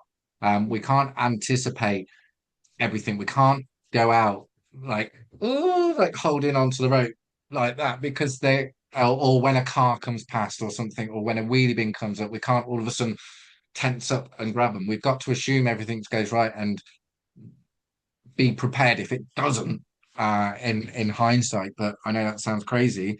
But if we can stay nice and relaxed with them and assume everything's going to be okay, they're going to respond again a lot better. They're going to stay calm because they are very reactive. If we start to tense up, they're going to think, "Oh my God, why have you just tensed up?" And then you go, "See, I knew you were going to react like that when this wheelie bin came up." When it actually the horse was fine in the first place, it's us that started that snowball effect. So yeah, don't do too much at the start. Nice 5 minute walkouts, hacks, or whatever. Like you said, Lou said, plan your routes, but just go out there with no expectations. You'll come back feeling good, feeling that went well, and you'll go home happy. And that's the main thing. I think I'm just going to use quickly, like this was today on a windy day, and my landlord, love him, has put out a new thing in the pheasant pen, which is a blue thing, which is flapping. And I knew that this horse that I was on was not going to go past it without, in inverted commas, a fight, as in I was going to have to kick him and shove him, and it wasn't going to be fun for either of us. And this horse, again, I just hopped off him. Okay, I didn't have a lead rope on him. I've had him for 8 years. But again, it's how does this horse respond? This horse has to stand and look and think, and then he'll move on quietly. Like it's kind of, again, it's not forcing him because that's going to kill me. That blue thing is going to kill me. And again, this horse will learn better for me just removing my ego from the situation. Riding. So yeah, it's just, I think it's all bits of that. Would you agree? Yeah, it is. It's about taking that time and like you said, no, being in control, whether that's if we feel like we're losing control while we're in the saddle, jump off and let's take control on the ground. Again, this is a video of me where I've just come away from a couple of horses. And again, look at the hand positioning, same as his jig jogging on the spot, starting to pull his head down, and it's just applying that. There's the one-handed lift up. But yeah, it's about just trying to understand that I'm not in a dangerous situation now. He is still moving forward. And it's about learning how to settle them. And that's just applying the tension softly and getting them to settle as best as I can while out riding alone. But if I feel like that situation is going to develop into something dangerous, I will jump off. There is nothing gained, absolutely nothing gained from trying to stay on that horse. Take control from the ground. And if we lose control from the ground, let go because you would rather chase around after your horse with two arms, two legs, and a head on your neck than you've been trying to hold on to a horse and get pulled over and it still be running around, but now you're waiting for an ambulance to come. And that's my only say on that about trying to hold on to things. I think I'm going to switch these around a bit. So I think if we talk about from there, I know I'm going to switch. Sorry for everyone. So if we kind of go into spooking and napping and then come back to confidence, would that be all right? Can I just think Yeah, from where we're cool. talking? Yeah. So kind of talk to me about spooking. So spooking, I think you've just demonstrated that a little bit. Like I think I touched on it a bit earlier. It was about assuming they're going to be okay. Sometimes we anticipate the spooks, whether that is a wheelie bin coming up, because they might not have seen everything, but normally they have seen something, and it's normally us that maybe sets that tension, that snowball effect off sometimes. Sometimes it can be survival instincts. They're probably not quite trusting you. Most, they're probably not quite feeling safe in that moment. New experiences, like say, might be a new route. They're not used to something. They're not used to seeing something. They could be quite tense. They could be on their toes anyway. They might not feel relaxed. So they're probably more aware of everything, associating something with danger all the time. And again, like I just said, rider reaction. So yeah, we need to try and assume nothing's going to happen because we need to try and stay nice and relaxed in the saddle, but be prepared to react if they do something. Um, I think I'm so doing this. yeah, Lou, you can, I think, demonstrate or talk about your experience with that. Yeah, so spooking is probably from a rider point really frustrating because you just don't understand why they're spooking. You're like, why will you walk past a 10-ton truck but you spook at a leaf? Or you go past something that's maybe so obvious and they spook at nothing. If you try and over reason as to why this horse is spooking, it will also send you, mad because it's not you're not trying to find the root cause as to why the horse is spooking. The reality is it's that lack of confidence. And again, it's finding the confidence as a rider to be able to say, no, come on, give it a go. And I think Yeah, us as riders, we just have to say, give it a go. And how you go forward through things. I think chasing them and bullying them, I don't think is a positive way forward. I think, you've no, got to just keep the front feet stepping in whatever way that is. If you can control the front feet, Tristan Tucker's a really good one as well to have a look at his videos for how to get a horse moving their front feet if you feel like they're blocked or they're unsure. But again, I always just think keep the front feet moving. And again, how does my horse assess something? Like I said, some horses have to look at it to understand it. Some horses, if they look at it, they dwell on it and you feel their brain turning over quicker and their heart rate rises and it becomes like a negative spiral. But again, mm, it's like, how does this horse need to assess to feel like they can trust me? And that's kind of where I come at it from. exactly. And the less fuss we can make of something, the better for the horse. Now, if it's going past a wheelie bin and it's spooked at a wheelie bin, if it's going sideways past it and looking at it, let it do it. let's not try and force that wheelie bin into its face, trying to educate it that way, because it's just going to associate it with a bad experience. The more calm, the more relaxed we can stay, the more they're going to trust you that they're in safe hands in a way. And again, sometimes it might just be a case of just standing there for a minute, letting the horse process things of what's going on. And when it's ready to move on, he will move on. I always it sounds mad here, but we have like inflatable unicorns and margarita glasses, and like they're huge. They're like bigger than people. But we get them out again. I know it's arena riding, but we get them out in the arena and we teach the horses that when they're afraid of something to stand, process, think, and when they move towards it, they get a snack or they get a treat. So it's kind of like your weird, like a very vague form of clicker training. So instead of them reacting and running away, which again, they're flight animals, okay, we've domesticated them, but you encourage them to draw forward rather than go, ah. But again, it will be a horse. It's going to do what it's going to do. So if you can train them to go forward into something they're unsure, so they creep forward, then fine. But I'm not going to then pull their head, kick them, shove them, push them over, because again, you're forcing them into the problem and they're telling you they're not sure.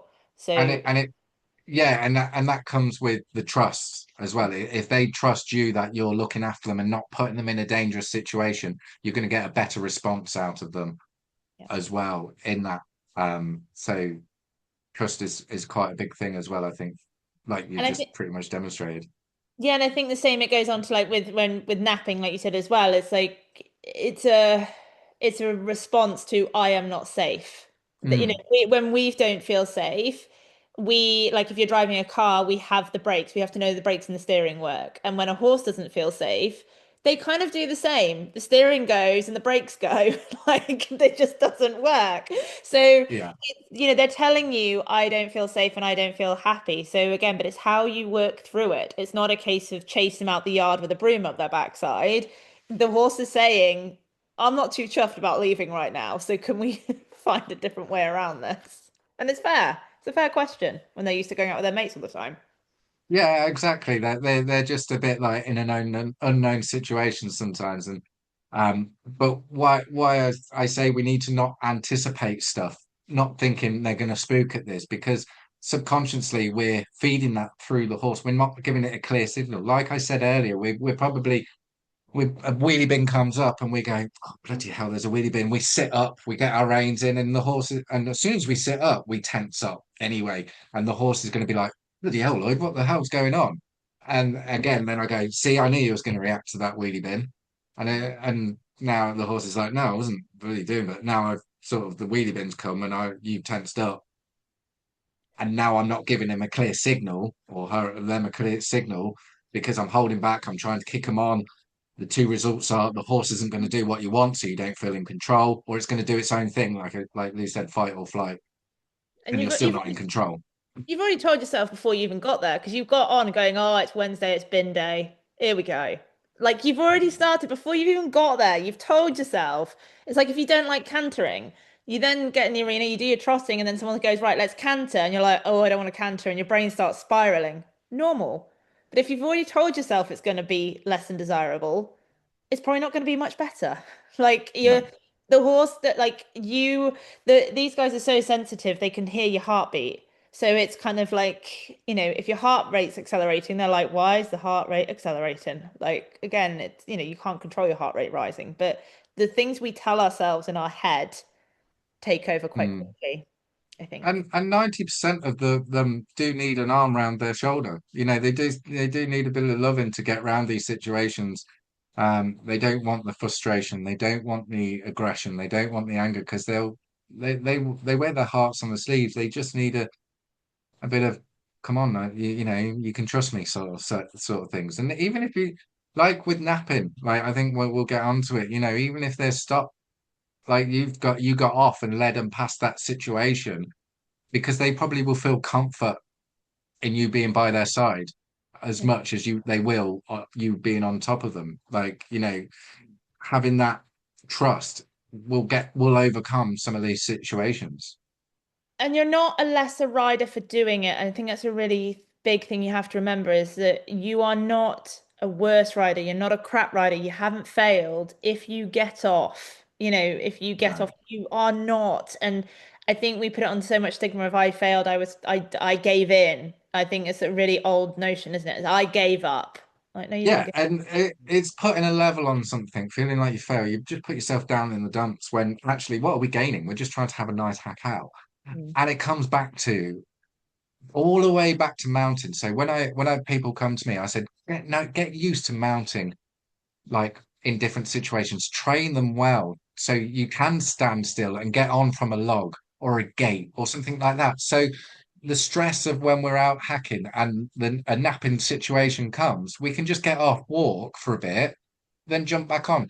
We've eliminated that stress, that sort of anxiety, that problem, so we can still continue and have a nice hack. We haven't got that pressure of, oh, if I get off, I can't get back on, and all that Yeah. sort of stuff. It puts that pressure on us as well in that way. I'm just very conscious of time because we've got a lot of questions to answer and it's 26 minutes past 8. Okay. So I'm just thinking, do you want to go into what is confidence or do you want to go into trot and canter? Because I think we keep talking about building confidence and things to kind of go into that. I think we've intertwined that quite well. Yeah, And we want to go into it cool. more. Yeah, I think so. Yeah. And that, or whether you want, I think again, we've been talking about walking and trotting and cantering out. I don't know whether there's anything you want to add to it, or unless you want to hear Lloyd getting all excited about cantering his horse out in a field.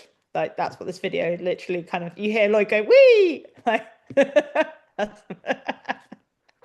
Yeah, no, carry on, carry on. is there anything you want to add? I'm not being, No, I think if we're struggling for time a little bit, I think if you go to my social media pages, I talk a lot about on trotting tips, cantering tips, um, how we can do it as maybe as comfortable for the rider and the horse as possible to help us with maybe transitions into canter and stuff. So yeah, I do a lot on my pages of that. And if you want a specific question, then feel free to comment and I'll try and do a video on something about that. So, you're going to be making a lot um, of videos. We've got a lot of questions that we're going to go through. We have got a yeah. lot of questions we're going to go through. Right. So what I'm going to do is I'm going to stop the screen share there.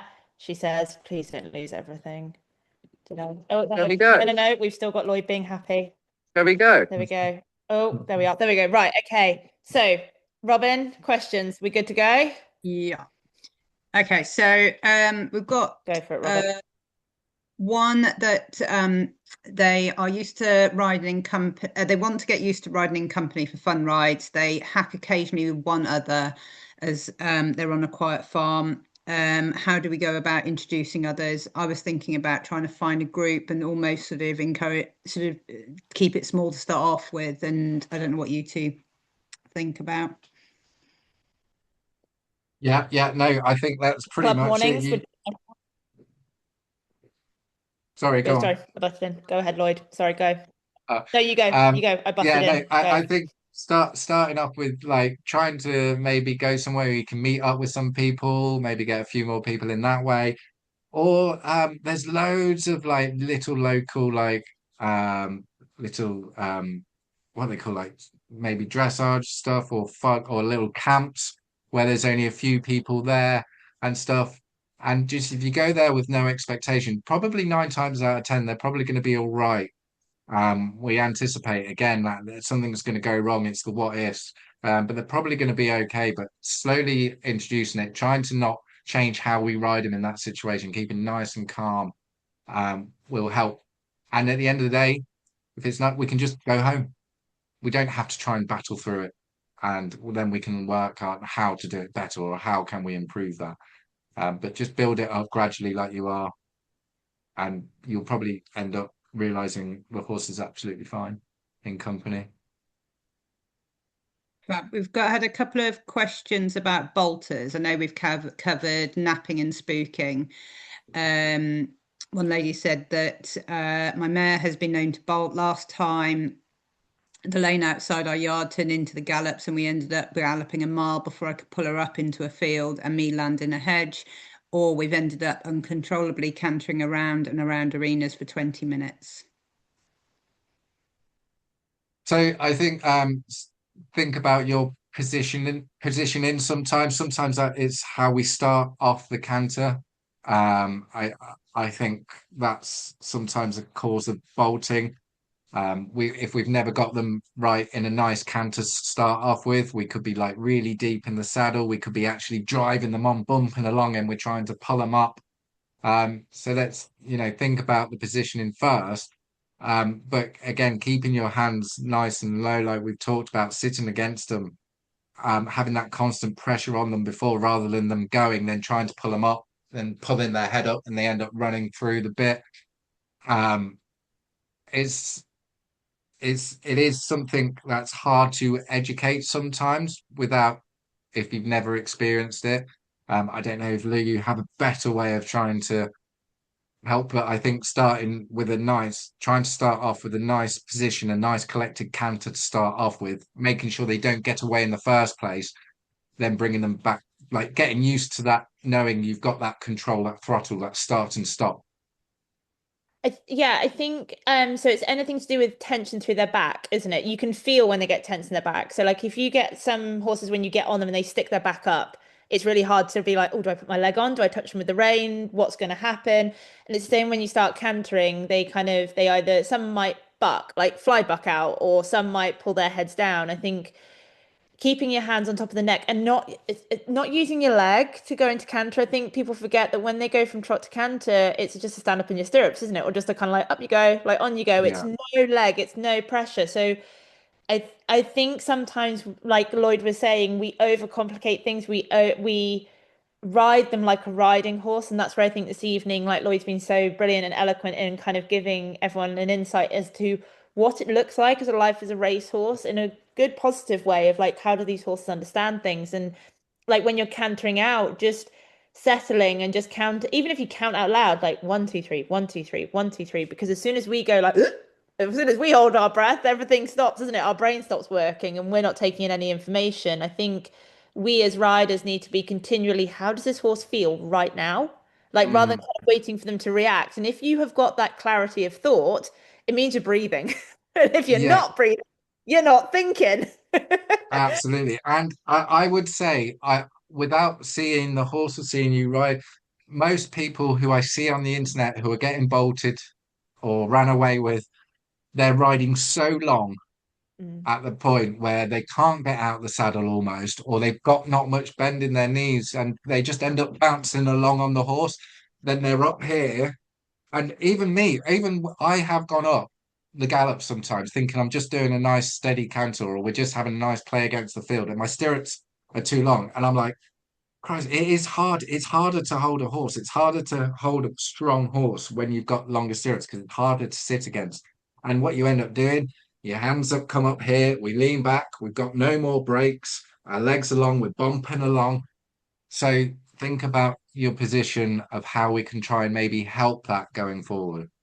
I think having a neck strap's really important because if you keep one finger hooked under your neck strap at all times, you have the right amount of contact for your horse. So it's not a restrictive contact, but you're going with the horse. So you have them at the end of the rein. It stops your reins getting that little bit too long. Mm, So it gives you, because it's really hard when people are trying to describe contact, like how do you have them in a non-restrictive, but at the end of the rein, but in a relaxed manner. And if you just have a little finger hooked under your neck strap, you've got the right amount of reins, don't you? You can still give them their head, but you're still there. Because any reaction they make, like Lloyd said, if your reins are too long, your hands are going to go up and you're going to fall back. And then your horse meets it. And then if your horse is running, everything just feels like it's happening way too quick and way too fast. Like if you're in a big field and your horse is running, turn them. Like, because if you can turn them, they can't go as far. It's like if you've got a horse that bucks a lot, the best thing you can do is ride them a little bit forward and turn them because they can't buck in that situation. But you have to have the space to be able to do that. But yeah, it's so hard. But you have to have your brain to be able to work to think, what do I need to do rather than yeah. and that's what you're fighting So with that fight.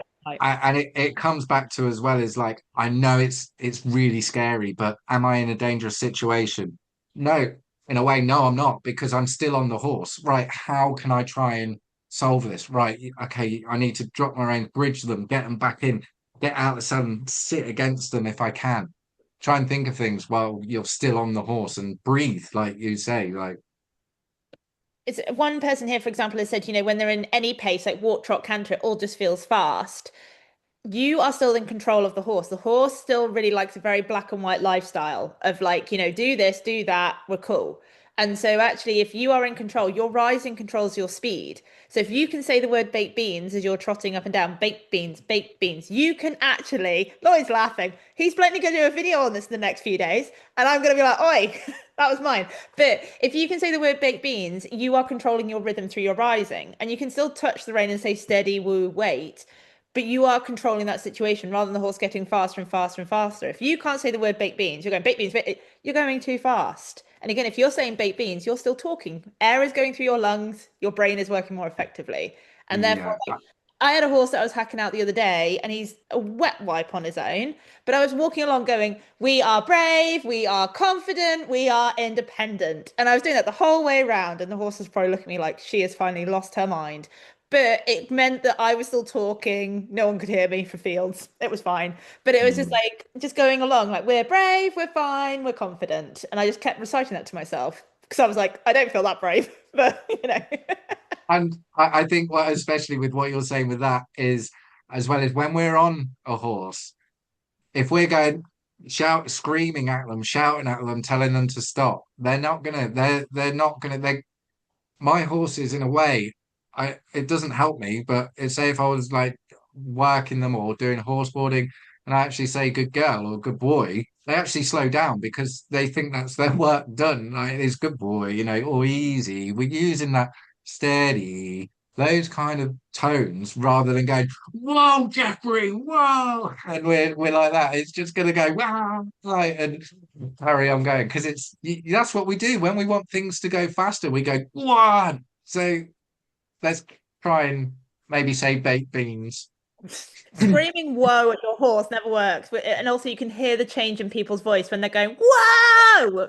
It doesn't work. I can tell No, you, it's so hard because you have to lower your voice, like, woo, steady. exactly. And it's so hard because your brain is literally your inner child is screaming in your head and it's coming out of your mouth. But Mm. it doesn't work like that, which is really Right, quite difficult. I'm going to move on. How do I Sorry. combat my mare knowing precisely when facing a homeward angle? She sweats, jogs, sideways, horrendous, even from 6 miles away from home. Building up further distances gradually has not worked. Any help? Get them moving. First of all, that's kind of, I would say, is it slightly in your head that you've turned for home? Has your seat changed? Because Yeah. I've even got a rider that she's a para rider. She's taken on an ex-racehorse, and she's told me for years and years and years that she doesn't get tense or tight when she competes. However, having now seen her on a thoroughbred, and she's meant to walk in and halt at the beginning, every test she's done on this horse so far, it's trotted down that centre line, and I'm like, that is a change in your seat. And the only reason I know that is because that thoroughbred it's a thoroughbred and it's sensitive to your seat and your feelings and your emotions. I think if you've got a horse that then gets excited and anticipating, if you can again trot for 10 strides, walk for 5 strides, trot again for 10 strides, do something rather than sitting and kind of thinking this will end, which your brain is not in that state. Get them moving, trot a bit, walk a bit. If they don't walk, trot again. Like don't make them walk or do you know, like don't let them get to that lather. Make them think about something. Get moving, get doing. Lloyd, do you have anything on Mm. that? Yeah, it just depends on how much it bothers you. If you're happy just them walking back and think of how you can maybe change it. Because they say something's probably changed as much as in your seat with or maybe not. I don't want to assume something. Um, but we need to think of right, how can we try and do this? Sometimes it's not why, it's how can we do this. Same with like Lou just briefly touched on. I have people see people say, "Oh, as soon as my shorten my reins, my horse trots." Well, yeah, because it's expecting a change. Like that's sort of almost like a command what they used to that. We've changed something, so the horse is going to change. So think about that. Have you changed anything when you go? How's the horse responding? Think of how we can try and do it, and how much it's bothering you as well. It'll affect of what you do to try and do it. Because if we're just getting frustrated and thinking why, whereas sometimes we can think, yeah, you crack on, you do that. I'm gonna just try and what calm you, try and make you walk. Then when you walk, I'll ease the tension off. And if you don't, then I'll put the tension back. Things like that. Like you say, get them doing something like Lou says. What do you advise to help when a horse insists on being first when he's been ridden in company? He will go to great lengths and defy me to try and get to the front. Does this often happen with ex-racers? Is there a problem with your horse being at the front? I think that's the same thing I was going to say. If there's no need, if it's happy in front and you're happy hacking with it in front, if everybody else is happy, no stress. We don't need to try. And even when we are happy, we're a bit more clearer in our education if we do want to maybe try them with somebody upsides and gradually drop them back or something like that. But if we're happy, the horse is happy, is going to find trust and confidence in that. I wouldn't worry about it. I think if you interchange as well, like if you over time start riding with them in front, like Lloyd said, put them up sides, put them a little bit behind, but then take the pressure off by putting them back in front. So you're doing a kind of form of do where you're happiest. Will you entertain this idea? Take the pressure off, you go back in front again. So you're not forcing them into a position, but you're kind of saying, give it a go, and then Uh, increase it over time. yeah, and again, when they're in training, like you do get a horse if you're at the back and it's jogging, it's not settled. Our main key is to get them settled. So we're like, hey, can we go? Can we go in front? Yeah. Because that's the benefit for the horse. So if the horse is happier in front, And even don't stress yourself out with it. sometimes it's just half a nose. They've just got to feel Yeah, like they've got a poke nose in front. That's all they've got to feel. And you're like, cool, no worries, absolutely fine. But that's again, when you go out with others, you've got, like Lloyd said, you've got to be with others that are happy and okay with that. And if they're not, is it worth the jeopardy of your horse's brain state? Because also, if they get wound up and upset, they're going to be sore, they're going to be tight. Then you're going to see a physio. The physio is going to say your horse's back is sore, and you're thinking, oh my God, has it got all these problems? No, it just got really upset and jig jogged for 30 minutes because it wasn't allowed to go up front. So it's a longer term picture for them, I think. yeah, yeah, The yeah. Go on, carry I on. was going to say the lady with the horse that knows it's going home has just sort of added some things, asking her to do more fizzes her up. I only know she's about to do this because I feel the heat rising from her neck and she's hard to hold. So yes, it bothers me. If I let her go, I'd arrive home half an hour before everybody else. If Yeah, so you is it? go ahead, Lloyd, go for Yeah, yourself. so it's about then caveating that with, right, okay, that doesn't work.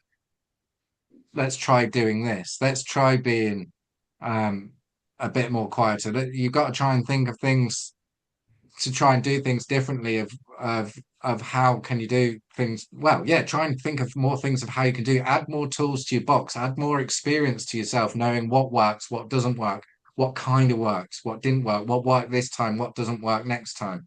um you look like you have something more interesting to say than me, so you go ahead, Lee.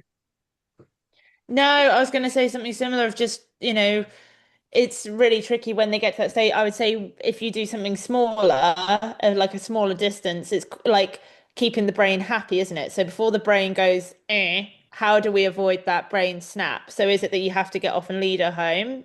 Does that work? Does that not? If someone comes with you on a bike and it means you trot alongside with someone on a bike, does that settle her? But it's kind of, I would go for short and sweet rather than prolonged, thinking if I go for longer, she might get better. It's the fine Yeah, balance between it all. Work them a bit in the school before. If you feel like she's going to get upset, move her in a bit in the arena. If you have an arena, take her for a 5 minute walk at the end so that she's not got that level of tension and anxiety and she doesn't associate it with hacking. It's just the best thing about these thoroughbreds is it makes us better trainers because we have all these amazing tools to be able to kind of go try this, try that, try this, try that. But it is that trial and error situation where it's like, okay, that worked today, that didn't work tomorrow. What else can I try? yeah, and also just quickly one last bit on that is there's so many things. It's like, does the horse need a holiday? Does it need a bit of time off? Does it need more work? Does it need this? Does it need that? And again, that trial and error, it might just need to build its confidence back up or re-educate it. Like you said, going back to basics, going out for short little hacks and coming back and doing it that way. Like there's so many sort of things we can try to help the situation rather than think, right, we've done that. So where's the next option? You know. Yeah, definitely. So There's yeah, a cool. couple of questions about bits, and I know without either of you seeing the horse and seeing it work, it's very difficult to. It's very much going to be sort of what the horse wants to be in. One lady's put my ex-racer's in snaffle, but it's putting his tongue over the bit. For me, that's either your trainer or a bit specialist to go and talk to, because you really need to see the horse work and know how they're comfortable it is. We are Uh, hoping for a fitting specialist to come on one of these webinars in the later half of the year. We're just trying to find appropriate people. So that is um, something. So bitting questions. yeah, and also you could probably look at cross nose bands Yeah. as well. Grackles, people might call them. Maybe try and keep the horse's mouth shut so they If don't. if I you don't feel know like if that's. if you feel like the horse doesn't like pressure, so again, also if you feel like they're too light in the hand, something like a fixed ring, so like a D ring or an Egbert, because it's a single pull versus a loose ring, which is a bit sharper. Again, it's trying to work out, do they like a lozenge? Do they prefer pressure to the bars of the mouth on their tongue? Bitting is a whole big minefield, because, why would horses be straightforward? But we do have a bitting expert coming in. That would be a fun one. You gonna join, Lloyd? Gonna Yeah. join? Uh, we got anonymous. My ex-racer has had injuries and so have I. He is totally let down and now relaxed after rehab, and he is sound and happy with his pacer companion. More or less retired. We hacked out until I and he were independently injured. Do you have any experience of playing about in bitless bridle in the field, chilled out and bareback, or in my mum's racing saddle rather than in a formal GP? I think we covered that earlier, but well, I would say safety first with all of it. Yeah, but make sensible choices. Yes, and I think the only thing I quickly will say is sometimes we need to learn how what they're used to being ridden like before we try and change them how to.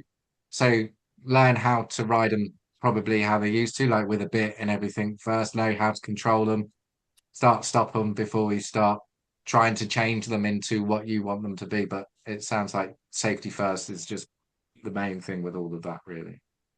We Couple had, oh, sorry, Robin. We had three questions come in via email. Both of them were to do with riding different routes and hacking different routes, which I think again we've covered. And then one of them was to do with being in a mare that when before she's in season, she was fine to ride. When she's in season, she becomes unbearable. She's tried Regulate, no improvements, and all the herbal supplements on the market. They try groundwork and relaxation patterns, but it's hard to do when obviously she wants to go on for a hack. I would say in that situation, I would speak to your vet about possible ovary problems and get your ovaries scanned if you're feeling like there is more of a problem, because if her seasons are controlling her that much, it would suggest that she's got something further going on. So I would suggest vet intervention on that one. Sorry, just I did the online one so I don't forget. Sorry. A couple of questions about dismounting, hacking, saying that they don't feel safe on the ground, but you covered that with sort of taking a lead rope and the fact that there's no issue with getting off and walking them past something. No, and it's actually good for mount. If you've done your mountain block practice work, it's actually, it's there. You can climb on from most things because you've taught a horse to line up, have a snack, climb on, break it all down. I do have some mounting videos somewhere on my social media or on my website if anyone wants to have a look at them for breaking down each step. I do have those if anyone wants those. Sonia has put, I have an older ex-racer. I've had him since he was 5. He's 19 and sound, ridden 2 to 3 times a week. He loves hacking, but the roads in the winter are not great where we are. I would like to take him to the gallops, but just wondering if this is wise. I was thinking of walking, trotting work initially and building up to the canter. But is this a completely daft idea given his age and previous training as a flat horse on Newmarket in Warren Hill? Sonia, you are a jockey. I've seen you ride. We've beach galloped when he was younger, 5 years ago, but only walk, trot, work out hacking now, mainly with the odd canter. Interested in thoughts? And Go for it, Son. I mean, you obviously know your horse very well and what it is capable of. And you obviously, horses aren't complicated, really. If we're just going out there having fun, as long as we know how to stop them, turn them left, turn them right, that's all we need to know, really, when we're out hacking and on the gallops and stuff. Just be aware of how stiff the gallops is or how testing it is if you are thinking of doing it, because if they've been out of work for so long and they go up and you just go, woo, oh yeah, and it's like an uphill all the way for 6 or 7 furlongs. It's probably not a good idea. Um, but you know your horse. It sounds like you know your horse well enough to probably know what the best idea is with all of that. I don't know if you want to add anything to that, Lou. I must say that Sonia's horse Wilf has the best sneakers on his feet. He has the most impressive wheels for being driven around in, and Wilf has absolutely everything. And Sonia is wonderful because she's so conscientious for this horse and his well-being. And I do know that also Wilf every now and again tries to just pretend like he is still 4 years old, even though he has like all the fancy sneakers on his feet. Mm. So again, it's just take it steady, and with him, with any horse, like you said, break it down, walk, trot, see how you crack on, and just take it bit by bit. And again, if you have I always think if you have a question in your mind or your gut says, I shouldn't be doing this, normally follow your gut. Like your gut tells you quite a lot. If there's a niggling feeling in your head, like this doesn't feel right, Yeah, don't yeah. do it. Don't do it. I think horse first, horse first, horse first, horse A second. couple of contact questions. One is that as soon as you make a contact, chucks his head up. Any ideas to tackle this? And the other one is how would you get a good contact with a horse that's really light in the mouth and you feel have no feel at the end of the reins? Also, how would you cope with this when your horse does decide to get a bit on his toes? I find this tricky with my horse being so light in the mouth. I think you covered that with bridge reins, didn't you, to So help? yeah, it's about getting used to making your hands feel like you've got sponges or eggs in them. You're just applying that pressure with a horse with a light mouth. Sometimes it's about just maybe sometimes even when you've got a bridge reins and we're cantering, sometimes just the rolling of your knuckles in a little bit applies a bit more tension with a horse with Sliding, maybe sliding of the bit. Think slide the bit as opposed to pulling the yeah. bit. Slide Yeah, the. exactly. Yeah, no, that's a good way of putting it. So you just there's it's so little movement sometimes in the riding that can make a big difference. So think about that. And with the chucking of the head, same sort of thing. Think about your movements. Think about how quiet you are, how settled we are with our reins and our hands. Are we, like that, or are we nice and quiet and just applying some tension or pressure, then easing that pressure off or tension when they're settled? I think Lloyd keeps saying it where your position is. So if you have got a slightly more bent knee, your toes are facing forward, no toes sticking out, kind of forcing your leg down, um, you sit in a better place on top of them as well, and you're less dependent for gripping. And it's amazing just by putting your stirrups up 2 holes, 2, 3 holes, the difference in your balance, and how more balanced you feel with a slightly shorter stirrup. And then again, you're not relying on your hands and your legs getting braced and stiff. And as soon as you're doing that and your horse feels that tension and pressure, they will respond in some sort of way. How they respond varies horse to horse. Mm. We covered this earlier. How do you overcome napping with confidence without getting into a faff? You talked about sort of exercise, walking past, walking them in hand, things like sort of all of those exercises. Oh, Yeah, oh, you can do ride and lead if you're safe. Like, so I have had horses that I've got one that will nap to leave the yard and he naps to come home. He won't come home. It's the oddest combination of things. But if I take a pony out with me, he'll go merrily with that pony. He'll leave the yard, he'll come home, he won't nap. But it's weird that he won't come home once he's out hacking. But Is it Greg? that horse, no, that's Kevin. Um, I think as well as patience. I think patience is the number one thing with napping horses. Is sometimes if you stand there for there's a video. I'm happy to post it again of me with my experienced horse who just decided to nap and not go past something.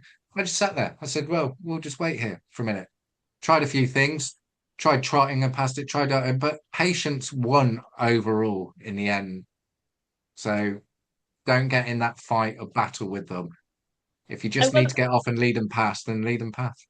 I would also say I know that ROR have done a Step into Endurance series. If you are wanting to think about going further into that series or the webinar for it is really, really good. Again, about getting going, happy, confidence, finding your way through, wanting to go further afield, do things. It's a really good way into finding a bit more confidence within it. And I do think that's a really good thing to do. So I'm really I mean, mindful.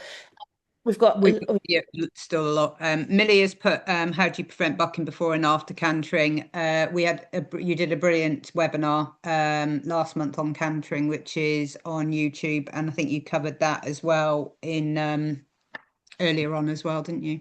yeah, up off their There's back. also a video on my page as well about excited bucks going into canter as well, which you can check out if we want to just brush over that. We will, when we send out the recording, send a link to Lloyd's Facebook and Instagram. But if you want to find him now whilst we're sat here, just type in Lloyd Crabb. It's His easy. pinned videos, ignore one of them because like the guy is actually, obviously as you know, very good. But yeah, the top pinned one, you might want to change that on Instagram. Yeah. How we know you. Fast, slow, twitch muscles. Can the proportion of each be changed during a horse's retraining? No. Yes and no. So like the way in which the horse uses itself, but if it's been bred to have fast twitch fibers to be a sprinter, that's how it's been bred. It's not that they'll continually twitch really fast, but how a horse is muscular. You can change and adapt muscles, but the reality is it's like if you're a sprinter, you are born with faster twitch fibers than myself. Yeah. Like I don't possess a fast twitch fiber in my body. I think I think as well as what we're saying, what she's saying is it's not always going to just go fast every time you cancel it. It just probably hasn't gonna is again like a sprinter, probably not going to be able to keep countering from a long time compared to a slow twitch. So it doesn't mean they're scarier or they can't canter nicely or anything like that. They just probably haven't got that stamina Okay. in them because it's in their breeding. How long do you recommend a horse straight from the track downtime and what to do in that downtime? So it's completely for me, it's completely how confident you feel and how you know you're good reading of a horse. Like I just recently got a new Ex-Racer and I know him. I could have got on him straight away. I gave him a week, then jumped on him, and I know he's going to be fine. He was a bit worked up, so it depends on your confidence. If you want to get to know him, again, do what we've said into building up that journey, that leading them out. But I've been at yards as well where the horse comes in the next day, I'm on it, I'm out. So I think that's more of a confidence thing and knowing or being able to read how the horse has settled. I think it just doesn't mean just because it's moved, it's forgotten how to move its legs or ride. I think you just need to base it on, does it look settled? Does it look happy?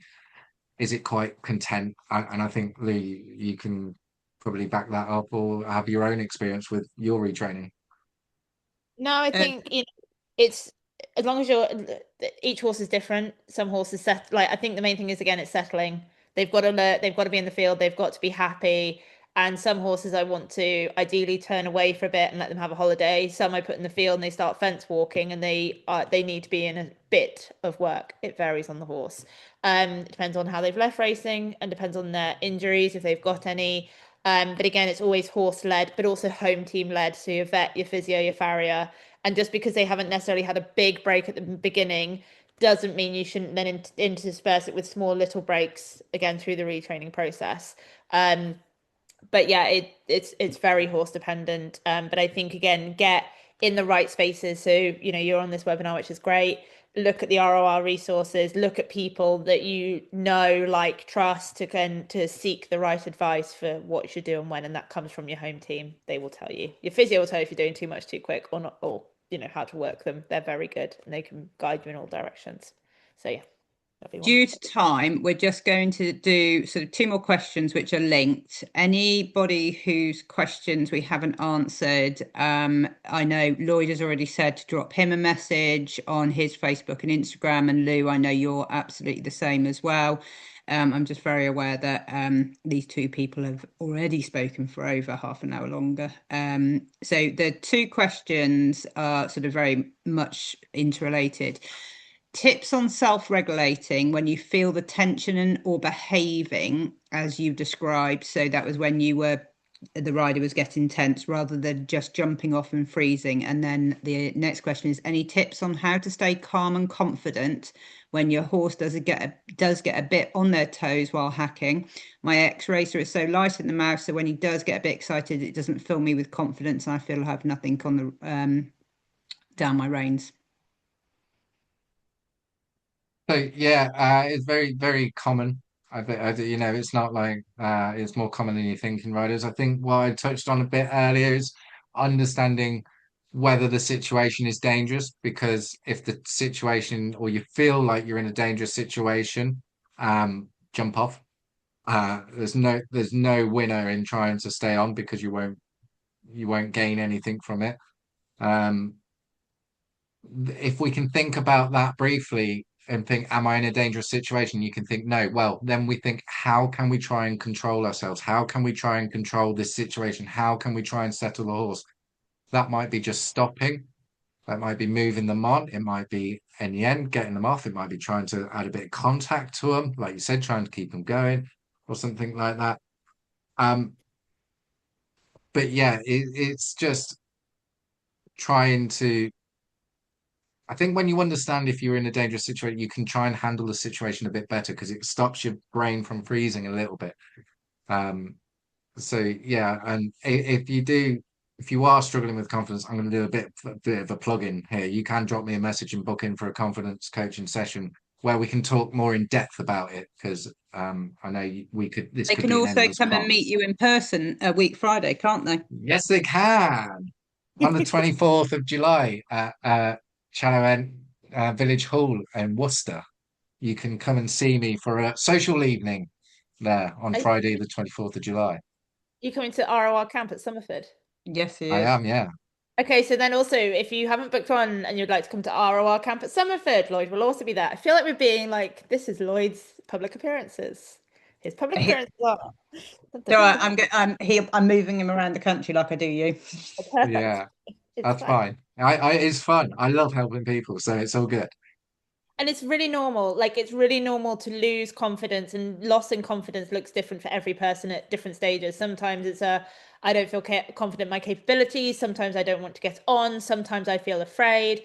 I think admitting it or saying it out loud is the first step. Like, I don't feel safe. I don't feel confident.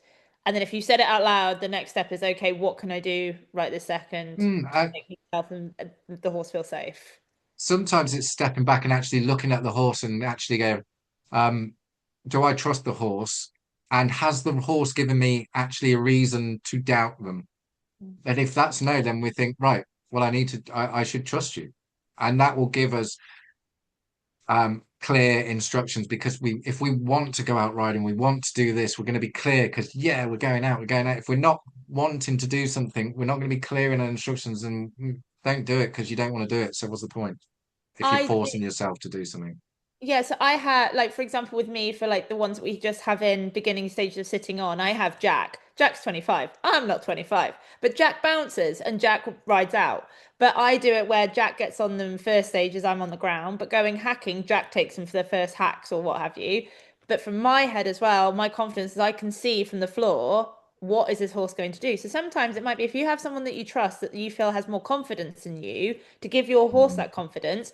Go out hacking with them, get them on your horse so you can see what does this horse do. Oh, okay, actually I'm fine. That horse is okay. I now know I can ride that route with my friend. We can swap horses on another day.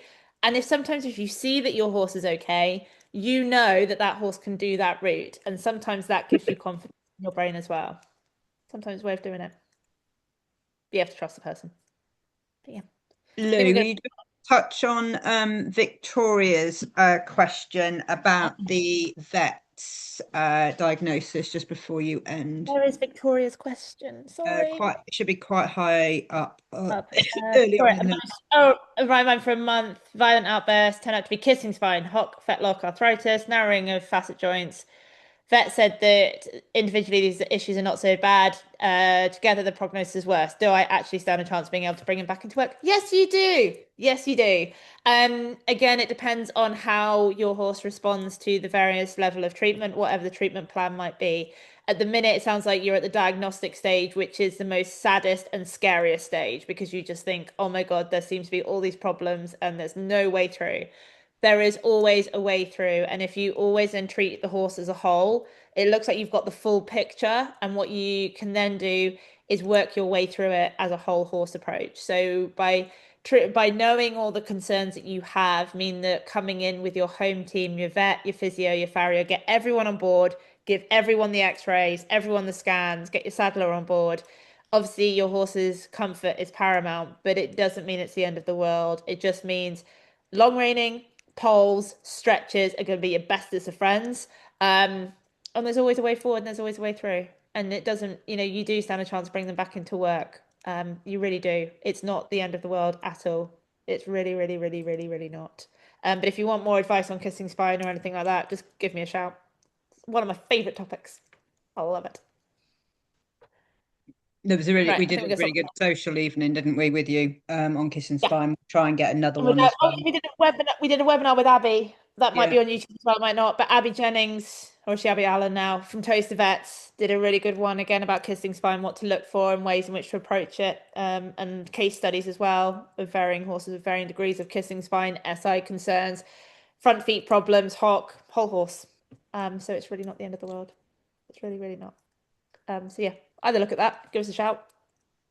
Also, I know in the works, Ali won't hate me for saying this, but at the end of the year, we're going to hopefully do a massive Q&A of asking all the people back that have been on. Lloyd, I'll let you know. But it's like we're going to do like an ask the expert, ask the experts, ask the panel type situation. So farrier, physio, bit, everyone that we've had on, you can all come back and ask all your questions. That's going to be a bumper Are we version. going to make that about 4 hours long? Pretty much. Just settle on in, kids. Be fine.